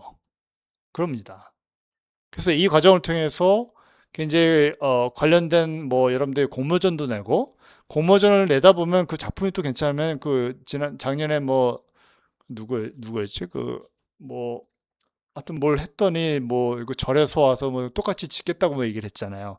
뭐 이런 일도 계속 생깁니다, 사실은. 그래서 이런 것들을, 그러니까 사회적 관계라고 하는 것 자체를 절대로 이렇게 소홀히 해서는 안 되고, 그 관계라고 하는 것 자체를 물론 이거 어떤 그 관계를 더 비즈니스로 더 이행을 하겠다 이런 생각을 가졌어도 안 됩니다. 그러나 비즈니스의 가능성이라고 하는 것 자체는 분명히 있기 때문에 그거를 가지고 가야 돼요. 내가 예전에 내가 이제 영국에서 공부를 하다 보니까, 예전에는 영국에 이렇게 유학 가는 사람도 별로 없고 그러던 시절이고 대부분이 다 미국에서 공부를 했죠. 근데 내가 영국에서 이렇게 하다 보니까, 어떻게 하다 보니까 그 영국 문화원 사람들하고 좀 알게 됐는데, 영국 이제 한국에 있는 영국 문화원이죠. 그 사람들이 나한테 일을 갖다 줬어요. 그러니까 영국 문화원에서 하는 어떤 전시 일이 있었는데 그걸 나한테 갖다 주고, 그걸 또 되게 잘 했어요. 잘 했다 보니까 이 사람들이 또 캐나다 대사관에 이제 이렇게 연결을 해주고, 그 캐나다 대사관의 사람들이 또 저쪽 호주 대사관으로, 뉴질랜드 대사관으로 연결해주고, 이렇게 아주 연쇄적으로 일이 이렇게 한 3건 정도가 발생했던 경험이 있어요. 이런 것들을 여러분들이 입체적으로 지금부터 고민을 해 나가야 됩니다. 그냥 나중에 창업을 해가지고 뭘 하겠다, 이건 너무너무 늦습니다. 이런 것들. 그렇게 하기 위해서는 레즈메를 잘 꾸며야 되고, 레즈메나 CV라고 하는 것을 굉장히 잘 꾸며야겠죠. 뭐 이런 이력서는 절대로 여러분들 만들면 안 됩니다. 이건 진짜 요즘은 그냥 일반인들도 이런 이력서는 안 만들어요. 우리 애들 이제 디자인을 하고 있잖아요. 우리 애들도 이런 이력서를 안 만들고, 뭐 뭘로 하던 포토샵을 뭐 일반인들도 다 쓰더라고. 이제는 포토샵 일러스트를 써가지고 이력서를 만들고 그것도 들고 와서 나한테 좀 보여주고 뭐 이랬던 이제 일들이 기억이 나는데, 자, 이걸 이제 마련하고 여기에 이거를 꾸겨 넣어야 됩니다. 여러분들 어렸을 때부터 뭐 작게 뭘 일을 했다, 경험을 했다, 어디 투어를 갔다, 어린 시절 어디 여행을 갔다라든지, 아니면 어린 시절에 내가 어떤 뭐 일을 간접적으로 경험해 본다든지, 어떤 회사를 가본다든지, 이런 기타 등등을 다 꾸겨 넣어야 됩니다. 그래서 이력서가, 지금 나는 이력서가 한 50페이지 정도 나와요. 50페이지 정도가 나오는데 그거는 구겨 넣어서 그런가. 그러니까 사실은 나 정도, 지금 내가 이제 60이잖아요. 내년도에 60이 되는데, 60세면은 내가 진짜 한 40년 동안 뭔가를 한 거 아니야. 40년 동안, 아니 그게 얼마나 일이 많겠는데, 대부분의 사람들이 자기가 했던 일들을 다 지워버려요. 기억도 못하고. 근데 그거를 계속 기록을 하느냐 안 하느냐, 요 차이인 것 같아. 그래서 여러분들은 지금부터 이력서를 예쁘게 꾸미라는 얘기도 맞지만, 내가 지금 여기서 얘기하는 것은 이력서를 지금부터 관리를 하라는 얘기가 맞아요.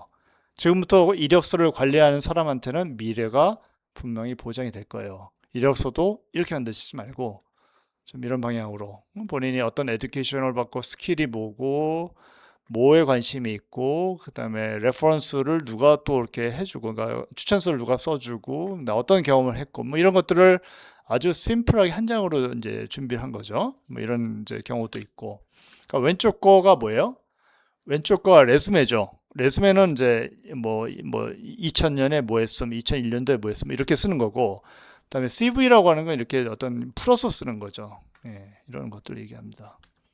그래서 두 가지를 잘 보시면서, 이제 이걸 보는 사람이, 예를 들어서 나처럼 막 뭐 50페이지짜리 이력서 갖다 주면 그걸 어떻게 봐요? 다 못 보잖아요. 그래서 한 장으로, 그러니까 나는 지금 이력서가 50페이지짜리가 있고, 10페이지짜리 압축본이 있고, 1페이지짜리 또 압축본이 있어요. 그래서 한 페이지에 모든 걸 다 보여줄 수 있는 그런 부분들. 그러니까 한 페이지짜리랑 그다음에 여러 페이지짜리 두 가지를 준비를 하고, 걔네들은 레스메 형식과 CV 형식을 다 갖추고 있어야 됩니다.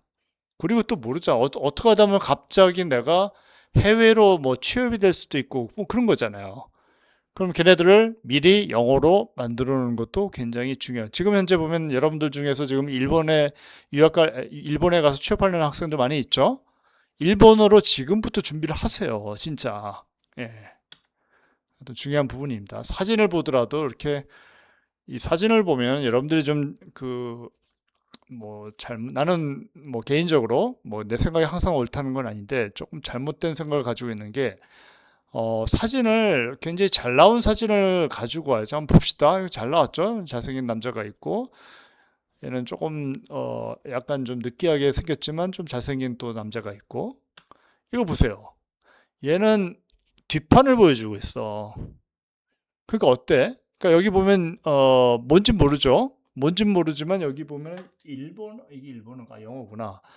뭔지는 모르지만 뭔가 특별한 사람이라고 하는 게 느껴지지 않나? 앞에 있는 두 사람을 보면 너무 일반적인 그냥 페이스잖아요. 그러니까 얼굴도 아주 평범하지 않고 굉장히 잘생긴 평범한 얼굴이지만 이거를 정면으로 보여준다는 그 사실도 우리가 하나의 사회적 규정으로 돼 있는 거잖아.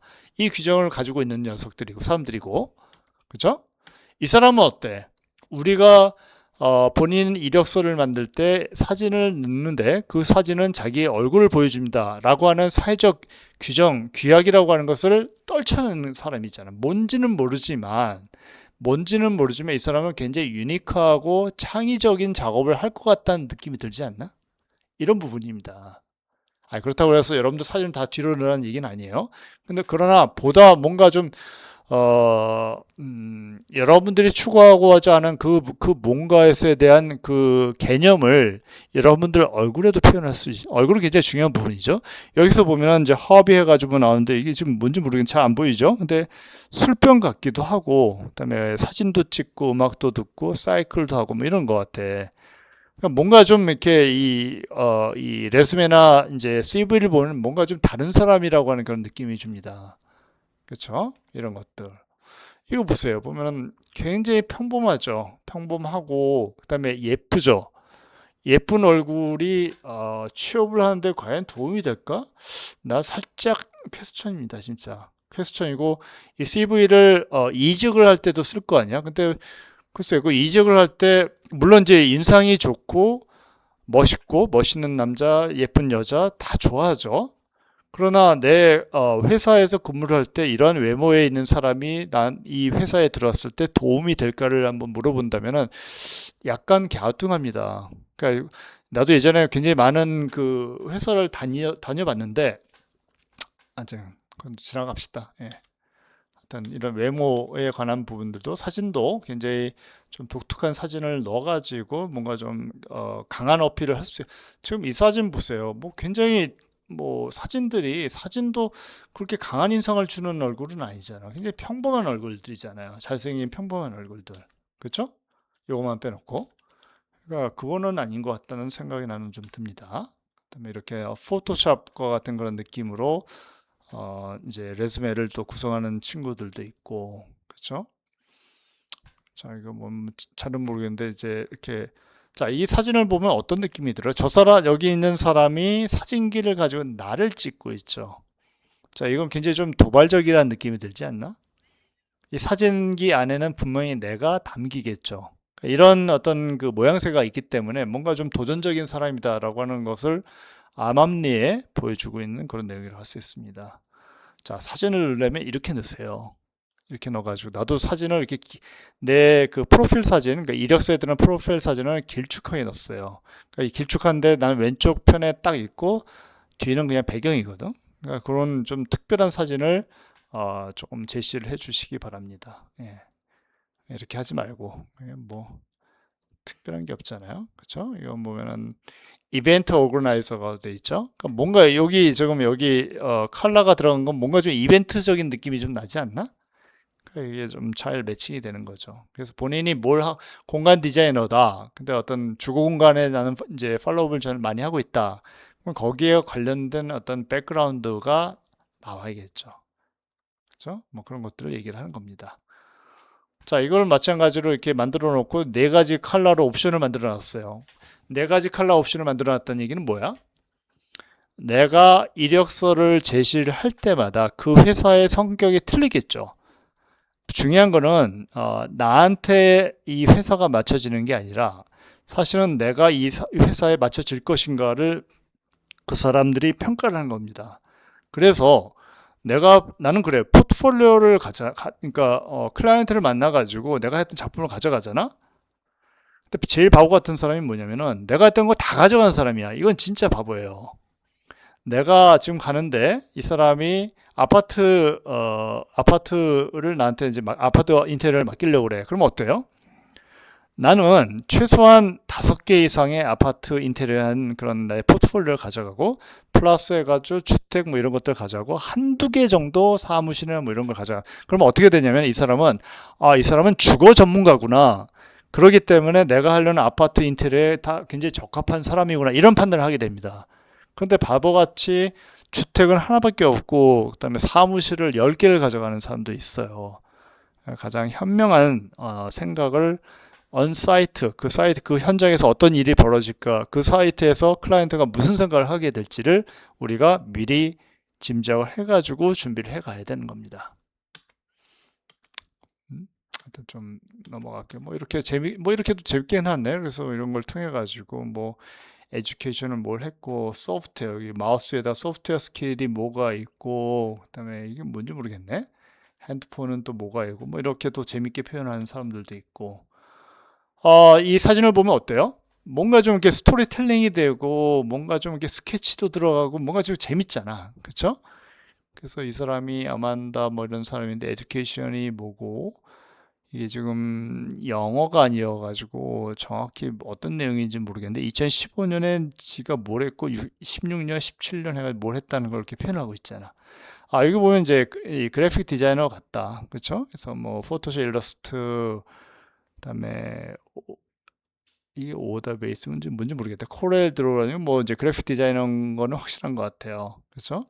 아마도 내 생각에는 이런 그림을 그리는 사람이 아닐까 하는 생각이 듭니다. 뭐 이런 것들, 뭐 명함들 뭐 해서 나올 수가 있을 것 같습니다. 명함도 잘 만들어야겠죠? 그래서 내가 공간 디자이너라고 하는 그런 사실을 잘 어필할 수 있는 명함을 만들어 가지고 이제 명함을 만들면은 가장 이제 중요한 게 뭐냐면 그 명함을 보통 요즘은 다 갖다 버립니다. 버리기 전에 내 핸드폰에다 집어넣어요. 잘 집어넣을 수 있게끔 도와주는 그런 이렇게 그러니까 예를 들어서 여기다 이제 나의 정보를 담은 어떤 뭐 여러 가지 어떤 정보를 넣는다든지 이런 작업들이 필요하지 않을까 생각이 됩니다. 예.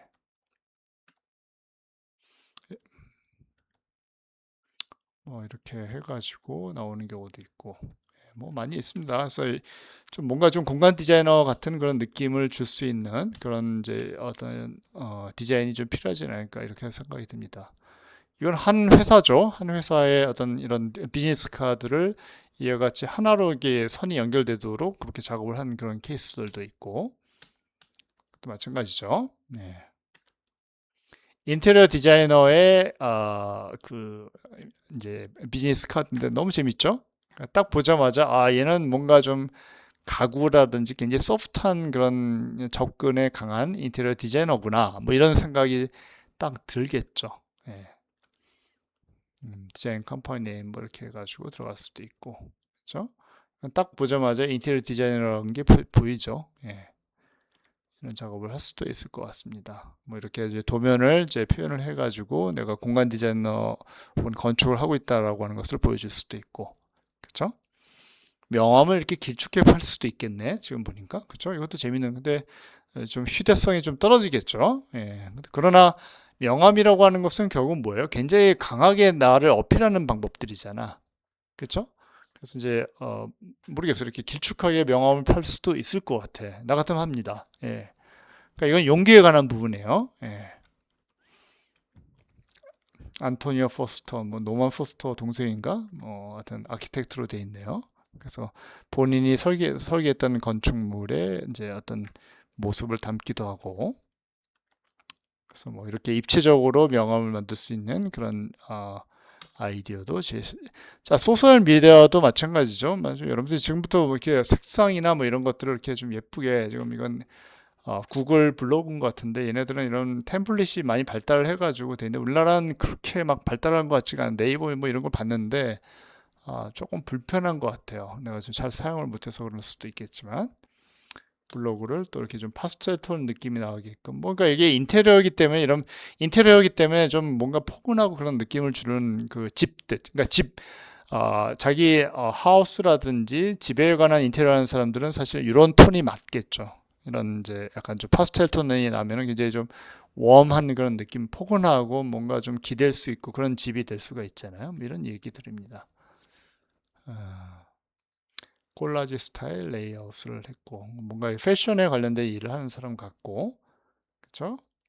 또 마찬가지고, 인스타그램 포스트 템플릿으로 돼 있네. 예. 자, 뭐 이런 아이디어들이 이게 뭐 어려운 작업들 아니죠. 포토샵에 가면 뭐 충분히 할 수 있는 내용들이잖아요. 그러니까 자기 사진 가지고 이렇게 구현을 해줄 수가 있습니다. 인스타그램. 그래서 빨리 작업을 하세요. 시간이 지나면 지날수록 여러분들이 회사를 다니면 이런 거 못합니다. 할 시간도 없고. 근데 이제 꾸준히 이제 해야 된다는 것도 중요하고, 가장 중요한 건 베이스를 대학교 다닐 때 만들어 놓고 졸업을 해야 돼요. 그러지 않고 회사 다니면서 이걸 한다. 여러분들 어떻게 이거를 이제, 그렇잖아. 뭐 주말에 한다. 주말에 할 수 있을까? 여러분들이 주말은 뭐 여러분들 여자친구 남자친구도 만나고 결혼도 해야 되고 여러 가지 일들이 많이 있잖아요. 그렇죠? 그런 것들도 해야 되고, 그다음에 마찬가지로 쉬어야 되잖아. 사람이라고 하는 게. 예, 지금 아니면 좀 하기 힘든 일들입니다. 예. 자, 뭐 여러 가지 사례들이 있습니다. 자, 그래서 오늘 이거 하나만 좀 더 할게요. 이 스펙에 관한 건데, 자, 이 스펙 지금 30분의 도면이 다 그려져 있기 때문에 지금 내가 이제 최종적으로 체크를 하고 있어요. 이것만 이제 반영을 하면 되는 거고, 다음 시간에는 이 스펙을 좀 완성을 시킵시다. 그래서 이 스펙에 관한 것은 그 스페시피케이션이라 카페에 들어가면 거기에 다 샘플들이 있으니까 그걸 보고 하시면 돼요. 자, 이 스펙이라고 하는 것은 그러니까 우리가 스펙은 스페시피케이션인데, 한글로 얘기하면 특기 시방인데 뭐냐면 시방서는 두 가지, 일반 시방서가 있고 특기 시방서가 있고, 일반 시방서는 우리가 보편적으로 다루고 있는 재료들을 하는 겁니다. 근데 거기에 비해서 특기 시방이라고 하는 것은 특별하게 이 회사의 제품만 써야 됩니다 라는 주장이 있을 때 이걸 쓰는 거고, 만약 이것이 특기 시방이 아니라 일반 시방에서 표현이 된다면은 이거를 시공을 한 사람이 언제든지 자기 맘대로 바꿀 수가 있다는 얘기예요. 그러니까 예를 들어서 못 같은 거, 이런 거 어때요? 못을 박는다니 나사라, 이거는 우리가 특기 시방을 할 필요가 없죠. 너무너무 일반적인 거니까. 그렇잖아.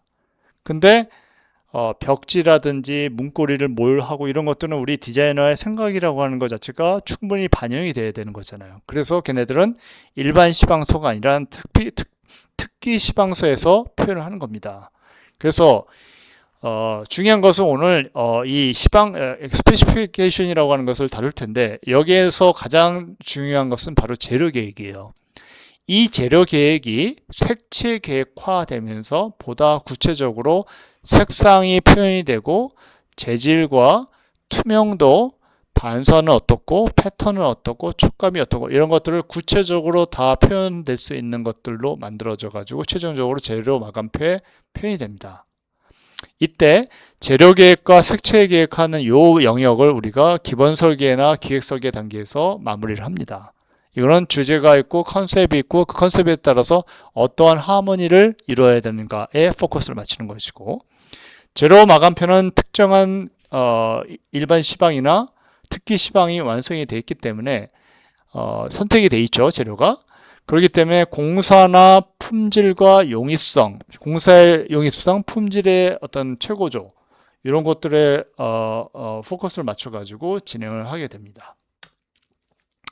뭐 이제 재료의 색채 계획을 한 어떤 예죠. 그래서 이제 장소가 내가 이제 로비와 화장실, 공연 갤러리, 휴게 공간, 출연자 대기실, 귀빈 대기실, 귀빈실. 이건 내가 예전에 수원에 그 예술의 수원 예술의 전당 같은 게 있어. 문화예술센터인가 봐도 굉장히 큰 게 있어.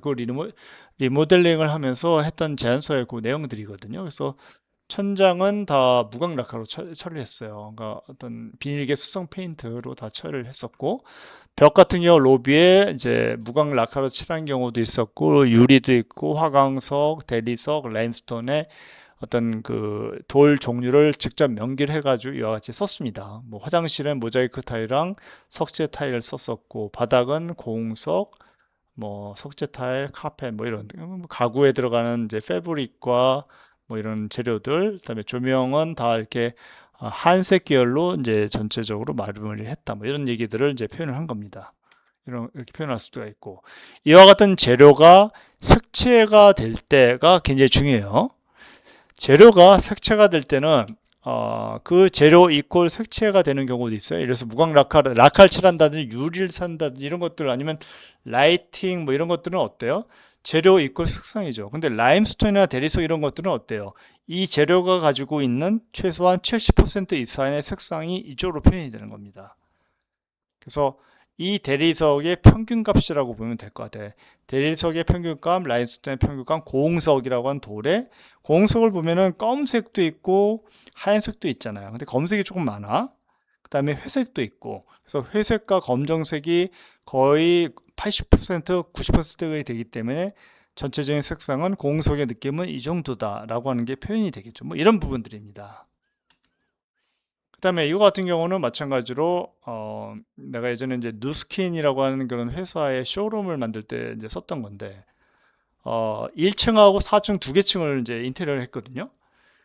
사용된 재료는 거의 비슷했어요. 그런데 이와 같이 벽에서 벽, 바닥, 천장, 가구 이렇게 나눠가지고 벽에 사용되는 재료는 1층에서는 자작나무가 한 40%, 그다음에 클리어 글라스 유리가 한 3분의 1, 그다음에 페인트 뭐 이런 것들이 있었다라는 걸 표현을 했고, 그렇죠? 4층에서는 자작나무 합판이 3분의 1이 사용이 안 됐어요. 그다음에 이제 뭐 다른 이제 클리어 글라스가 좀 사용이 돼서 뭐 이런 것들 다, 즉 사용되는 재료의 양이라고 하는 것도 같이 표현한 것이 바로 이와 같은 다이어그램입니다. 그러니까 이와 같은 다이어그램을 통해서 내가 어떤 재료를 썼는데 그 재료가 실질적으로 얼마만큼 사용됐다라고 하는 것을 간접적으로 표현해주는 그런 아이디어가 될 수가 있습니다. 색채 계획도 뭐 이렇게 만들 수가 있고, 자, 그래서 이제 스펙은 이렇게 작업을 해요. 평면도를 표현하고, 평면도에는 마킹을 하게 돼 있습니다. 그러니까 마킹하고 매핑이 있는데, 맵이라고 하는 것은 평면도를 가져오면 되죠. 평면도에다가 내가 마킹을 합니다. 그래서 퍼니처에 관한 녀석들은 네모 박스로 만들어가서 거기에다가 F01, 02, 뭐 03 뭐 이런 식으로 표현하고, 화장실의 가구는 T로 시작이 돼요. 그래서 T01, 02, 03 뭐 이런 식으로 나갈 것이고, 조명등 같은 경우는 이제 육각형 폴리곤에다가 L01, 02 이렇게 나가고, 전기기구는 이제 사각형을 45도 틀어가지고 다이아몬드 쉐입을 만든 다음에 E, 일렉트리시티라고 하는 거죠. 201, 202, 203 뭐 이런 식으로 표현한다 해가지고 마킹을 해줍니다. 그래서 내가 만드는 가구와 이제 기구, 전기기구 이런 것들이 평면도에 어디 배치되는가를 보여주고 그 다음에 실질적으로 도면에 이와 같이 표현합니다. 여기 보면 이제 빨간색으로 된 것들이 가구죠. 이 가구를 내가 점선을 표현하는 이유는 뭐예요? F005라고 하는 가구를 지금 요거죠. 요건데 요거를 내가 구입을 하겠다는 뜻이에요. 그러니까 이 공사에는, 그러니까 점선으로 표현이 돼 있으면은 이 공사에는 점선으로 된 것은 포함이 되질 않습니다. 포함이 되지 않는데 미래에 공사가 딱 끝나고 나서 이네들을 별도의 업체를 통해서 제작을 하거나 아니면 그 업체가 만든 어떤 제품을 갖고 와서 여기다 갖다 놓겠다 이런 뜻이에요. 그래서 나는 의자, 그다음에 카운터는 돌로 만들고, 그다음에 이 어떤 그 맵을 좀, 그러니까 그러니까 사이니지를 이렇게 표현한 거거든요. 사이니지를 이제 삼각형을 표현해가지고 이렇게 여기다 이렇게 놔뒀는데 이 녀석들을 이렇게 해가지고 어디다 놓겠다 이런 것들을 그 당시에 이렇게 한 거죠. 그렇죠? 그래서 이제 뭐 스펙의 예시가 이렇습니다. 이제 맵이라고 하는 것은 평면도를 얘기하면 평면도에 그러니까 F01이라고 하는 가구가 있는데 그 녀석이 평면도에 두 개가 이렇게 놓여져 있습니다. 그리고 그 가구를 찍은 사진을 놓고 이제 사진만 표현되겠죠. 그 다음에 그 가구가 공간에 적용된 사례 사진, 그 다음에 도면, 그 다음에 이 가구에 사용된 컬러와 재료를 여기다 명기를 할 수가 있겠죠. 뭐 이런 방법들입니다. 컬러가 이렇게 오는 경우도 있고, 그렇죠? 자, 이렇게 해가지고 스펙을 표현을 하면 됩니다. 네, 좀 이따 샘플을 보여줄게요. 사이니지 지금 작업이 다 안 돼 있어요. 30분의 1 도면을 보면은 그거 몇 개 안 되거든요. 이런 내용들을 다 포함을 시키기 바랍니다. 얘기를 안 해도. 그래서 여기 보면 이제 로비나 뭐 이런 데마다 여러분들이 그 중심 공간을 만들었는데 거기에는 굉장히 많은 글자들이 들어갑니다. 그 글자를 디자인을 해가지고 넣도록 하세요. 요즘은 이 주차장을 엄청나게 디자인합니다. 뭐 여러분들 몰라서 그렇지 그 부자들 아니면 굉장히 최근에 지어진 오피스 빌딩의 지하 주차장을 가보잖아. 그럼 엄청나게 물론 이제 돈을 많이 들이진 않았어요. 칼라를 가지고 했는데 이건 이제 전체적으로 오롯이 완전히 이 디자이너의 역량이야. 그 미니 이제 서비스 센터를 가보면은 이제 미니 이렇게 주차장, 미니 파킹이라고 돼 있고, 그다음에 이제 미니를 이제 그 앞에서 본 사진을 여기다 걸어 놓기도 하고 뭐 이런 부분들이 있습니다. 그렇죠? 그다음에 여기 보면은 이런 롤스로이스가 전시가 돼 있는데 실제로 보면은 저쪽에 그 롯데타워인가 그 잠실에 있는 그 지금 새로 만든 거 있잖아요.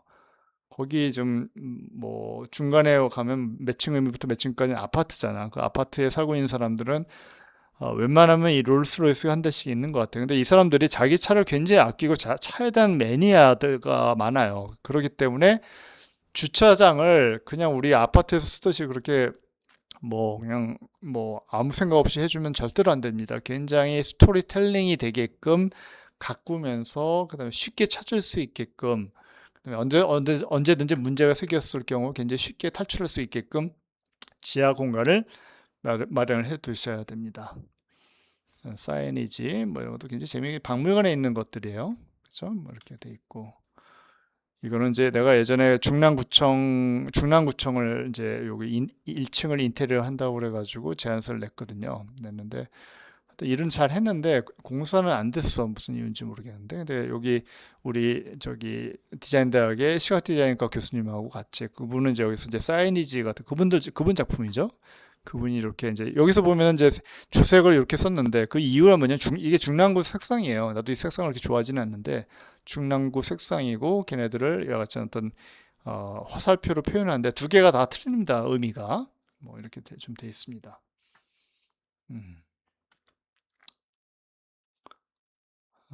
아무튼 뭐 이렇게 좀 표현이 됐던 것 같고 내가 이제 용인 수지에 있는 어떤 이 아마 성복 무슨 성복구 성복 뭐라고 주민센터 성복 주민센터인가 뭐 그런 데를 했던 것 같아요. 굉장히 오래됐어. 한 15년 이렇게 된 것 같은데 아무튼 그때 했던 것들을 지금 보여주고 있습니다. 그래서 천장에 대한 그런 표현들 이런 이제 가구를 표현을 했었고 거기 들어가는 가구입니다. 이런 내용들. 자, 이게 카페에 다 있으니까 이런 것들을 캐드 도면으로 있으니까 여러분들 갖고 와가지고 좀 사용해가지고 지금 가구 도면을 그린 친구는 그렇게 많지는 않은 것 같아요. 아무튼 좀 가급적이면은 제 표현을 했으면 좋겠습니다. 예. 중랑구청이죠. 했던 그 작업들. 내가 한 건 아니고 내가 한 건 이제 여기 공간에 여기 이제 실내 인면도예요. 실내 인면도가 이렇게 좀 돼 있죠. 이게 좀 이제 여기 요 라인에 따라 가지고 간접 조명도 이렇게 좀 들어가 있고 그래서 이제 이런 느낌 그라데이션이 나온 것들이 이제 라이팅이 있기 때문에 이렇게 나온 건데 이제 이게 보면 존 A, B, C로 나눠 가지고 존 A가 이제 컬처 존, B가 여기 컬처 존, 이제 키즈 존, 이제 뉴스 존 이렇게 나와 있어요. 그래서 그 맞춰 가지고 거기에 들어가는 그래픽들을 다 표현을 한 거고 그다음에 여기는 DEF죠. DEF가 이제 뉴스 존과 히스토리 존, 그러니까 중랑구의 역사, 웰컴 존. 주로 이제 사람들이 이쪽으로 오기 때문에 이렇게 좀 표현을 했습니다. 종합 상황실 뭐 이런 거 해가지고 표현이 돼 있죠. 예. 스토리텔링이고. 자 이렇게 돼 있고. 자 이러한 개념으로 해가지고 오늘 이거 다 끝냅시다.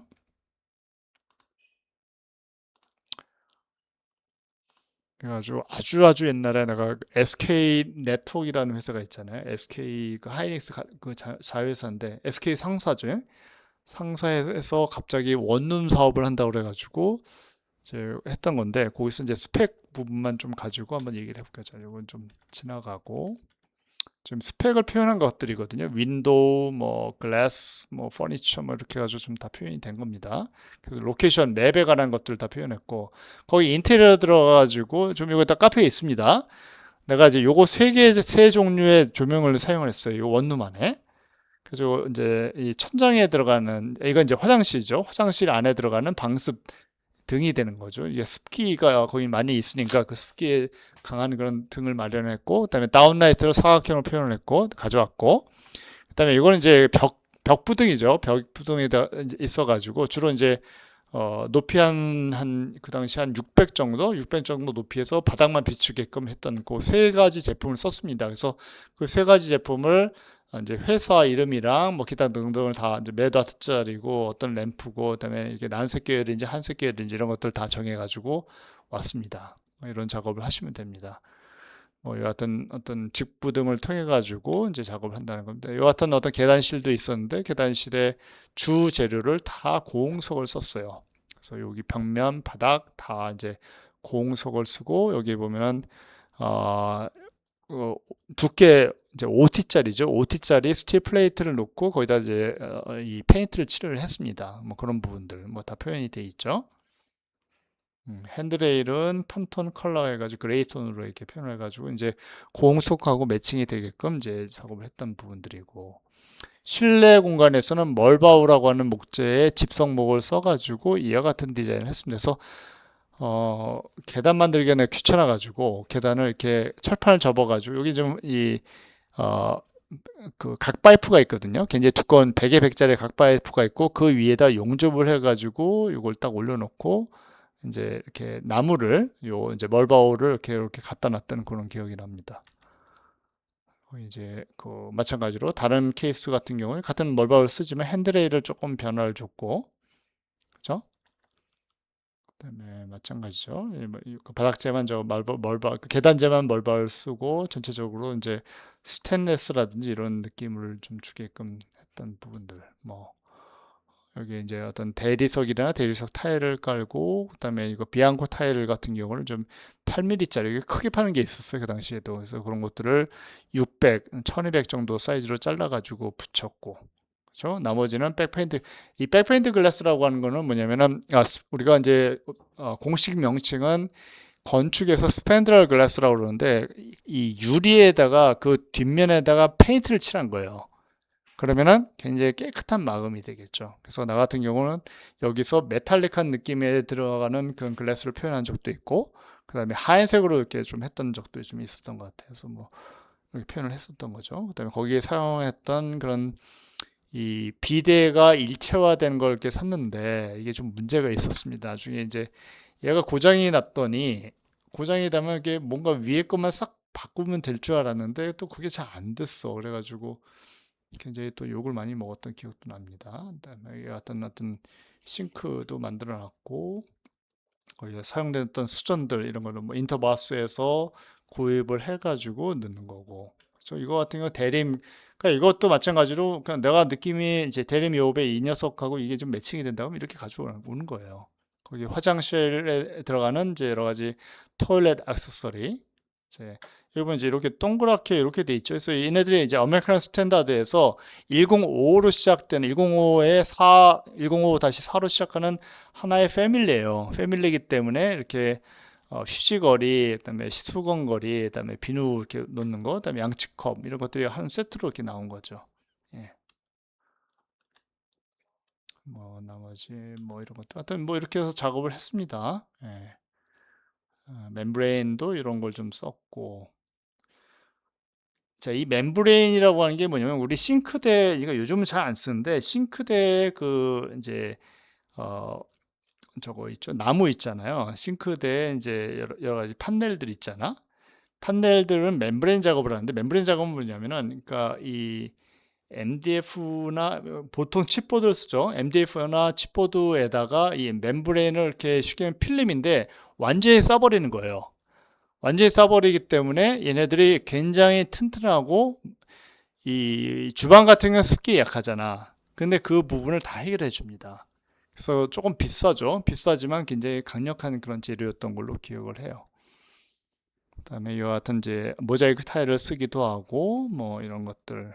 그다음에 어떤 거기 사용되는 리빙룸에 사용되는 어떤 어, 조명이라든지 TV 뭐 이런 것들도 다 샘플링을 해가지고 정확하게 다 집어넣어 줬습니다. 예, 이게 필요하죠. 음, 뭐 가구라든지 뭐 이런 것들, 뭐 침대를 그 당시에 이렇게 만들었던 기억이 나. 예. 뭐 다 있습니다. 이렇게 아주 칼라 코드를 넣어. 우리 이제 어떤 칼라 코드에서 많이 사용하는 방법들이 있잖아요. 그래서 이런 걸 쓰면 이제 로man틱하다, 내추럴하기도 하고 로맨틱하기도 하다. 뭐 이런 부분들. 뭐 얘네들을 여기다 올려놓는 거죠. 요식행위입니다. 거의 사실은. 네, 거의 이제 어떤 마감 재료로 사용됐던 것들, 플로어에 어떤 것들을 썼고, 그다음에 바닥에 이제 폴리싱 타일과 이 어떤 우드, 이제 마루를 쓰기도 하고, 그다음에 벽에는 이제 이런 이제 페이퍼를 넣기도 하고, 페인트를 넣기도 하고, 뭐 이런 것들은 이제 전체적으로 뭐 유리블록도 썼고, 뭐 이런 것들 다 표현을 해가지고 전반적인 어떤 이제 저거를 끝낸 거죠. 여기 보면 우편 물 넣는데도 이렇게 좀 구현을 했었고, 또 중요한 게 엘리베이터예요. 엘리베이터 다 디자인을 해야 됩니다. 요건 그냥 그쪽에서 원해가지고 엘리베이터 별로 돈 쓰고 싶지 않다고 그래가지고 그냥 이들은 바닥만 바꾼 거거든요, 사실은. 근데 엘리베이터는 얘네들이 엘리베이터 회사에서 지네들이 이렇게 해둔 마감재를 별로 인기가 없다는 걸 잘 알고 있어. 그래서 얘네들이 딱 갖다 주면 이것 대신에 뭘로 바꿀 수 있는 그 상황을 다 만들어 놨어요. 그래서 우리는 거기에 맞게끔 디자인만 해주면 돼요. 사실은 굉장히 쉽습니다. 네. 그래서 실내 공간, 그다음에 이제 외부 판넬이나 이런 것들을 다 디자인을 해가지고 줬고, 뭐 스위치 이거 다 해야 됩니다. 여러분들 그 인면도에 지금 이제 이게 다 하나도 안 나와 있어요. 뭐 스위치라든지 소켓이라든지, 그다음에 전화 유닛이라든지, 뭐 로터리 스위치 뭐 이런 것들을 사용했었는데 지금 이제 없죠. 거기에 대한 마감들, 창문, 뭐 도어에 관한 것들, 그 당시에 게이트맨 실키 2라고 하는 제품을 썼네. 그쵸? 뭐 이런 것들, 그 다음에 강화 유리에 들어가는 손잡이, 뭐 이런 것들. 이건 이제 도어죠. 도어 이제 손잡이인데, 락이 붙어 있는 게 있고, 안 붙어 있는 거 있고, 이 두 가지를 쓴 겁니다. 락이 붙어 있는 거는 보통 방문들 이제 쓰는데, 락이 필요 없는 것들이 있죠. 뭐 이런 것들은 이제 락 없이 이런 것만 이제 사용이 되는 겁니다. 예. 거기는 창호들 그래가지고 이걸 어디에 걸 썼더라? 좀 기억이 아마 LG 하우시스에서 가져왔던 것 같은데 좀 기억이 안 나네요. 예. 외부에 사용되는 그런 재료들 이렇게 해서 그 당시에 그 테라코타 계열의 어떤 그 것들을 좀 썼던 기억이 납니다. 예, 테라코타랑 지붕은 징크를 썼었고 메탈 브레이크 뭐 이런 거 써가지고 이제 했던. 그래서 거기 얘네들이 이제 원룸 타입을 그려달라고 그래가지고 몇 가지를 이제 그려가지고 뒀는데 요거하고 채택이 돼가지고 지어졌습니다. 예. 거기 이제 주차장도 바닥도 이렇게 뭐 1, 2, 3, 4번 넘버링을 해가지고 이제 깔끔하게 표현을 했었고 거기 심지어는 이제 자동차 이 문턱 있죠? 이것도 이제 플라스틱 제품을 이제 구입을 해가지고 넣었었고 그다음에 충돌 방지 턱도 이제 충돌 방치 이제 이 가드도 이제 해가지고 넣고 이런 것들은 우리가 만들 수가 없잖아요. 그래서 이런 거를 사실은 나는 기둥을 만들면서 요만큼 파가지고 딱 집어넣으려고 그랬거든. 근데 뭐 다 공사비가 높아지고 뭐 기타 등등 뭐 여건 때문에 그러니까 지금은 이런 걸 하면은 잘 먹혀 들어가요. 근데 옛날에는 뭐 이렇게까지 할 필요가 있냐 뭐 이런 식으로 이제 보통 클라이언트가 나오기 때문에 잘 못하게 되는 것들이죠. 푼라이스를 또 이렇게 도입을 해가지고 적용하기도 하고 여기 사용되는 이제 석재를 이제 또 보여주기도 하고 뭐 플랜트라든지 브릭이라든지 수벽을 만들기도 하고 뭐 기타 등등의 작업이 좀 있었습니다. 이렇게 베란다 그 원룸마다 이와 같은 어떤 베란다 스페이스가 있어가지고 이걸 좀 구현을 했던 기억이 나고 차양이라든지 뭐 이런 것들 그다음에 옥상에 옥상 정원을 다 만들어줘 가지고 이 같은 라이팅 효과를 가져왔던 기억이 납니다. 뭐 자동문도 자동문은 이제 이거는 이제 조금 잘못한 건데 뭐 이런 제품 말고 더 좋은 제품이 있었는데 하지는 못했어요. 자, 좀 넘어갑시다. 하여튼 이렇게 해가지고 웰하임이라고 하는 이름으로 이제 뭐 했었죠. 그래서 거기 이제 어, 지하 주차장에서 자기 플로어로 올라가는 데다가 이제 그 플로어 넘버를 다 이렇게 달아 2층이었죠. 여기는 2층. 그다음에 층마다 색깔을 다르게 해줬어요. 굉장히 중요하다고 얘기를 하더라고요. 예. 뭐 전기 전자제품도 냉장고 뭐 굉장히 오래돼 가지고 이 냉장고 상태가 좀 굉장히 올드 패션도 하죠. 예. 세탁기, 어? 에어컨도 뭐 그 당시엔 천장형이 없었던 시절이기 때문에 LG 휘센에서 휘센이라는 브랜드가 지금 없어졌는데 이런 것들 그다음에 3구형 이런 이제 그 어떤 설비 뭐 이 코콤 이런 것들이 이제 없어졌죠. 회사가 없어져 가지고 지금 뭐 어떻게 된지 모르겠네. 예. 난방 뭐 발열 필름 뭐 사례 조사도 좀 하고 뭐 이렇게 해가지고 보여줬던 기억이 납니다. 자, 여기까지 할게요. 뭐 너무 많아가지고. 자, 오늘은 요 정도까지 해가지고 마치도록 하겠습니다.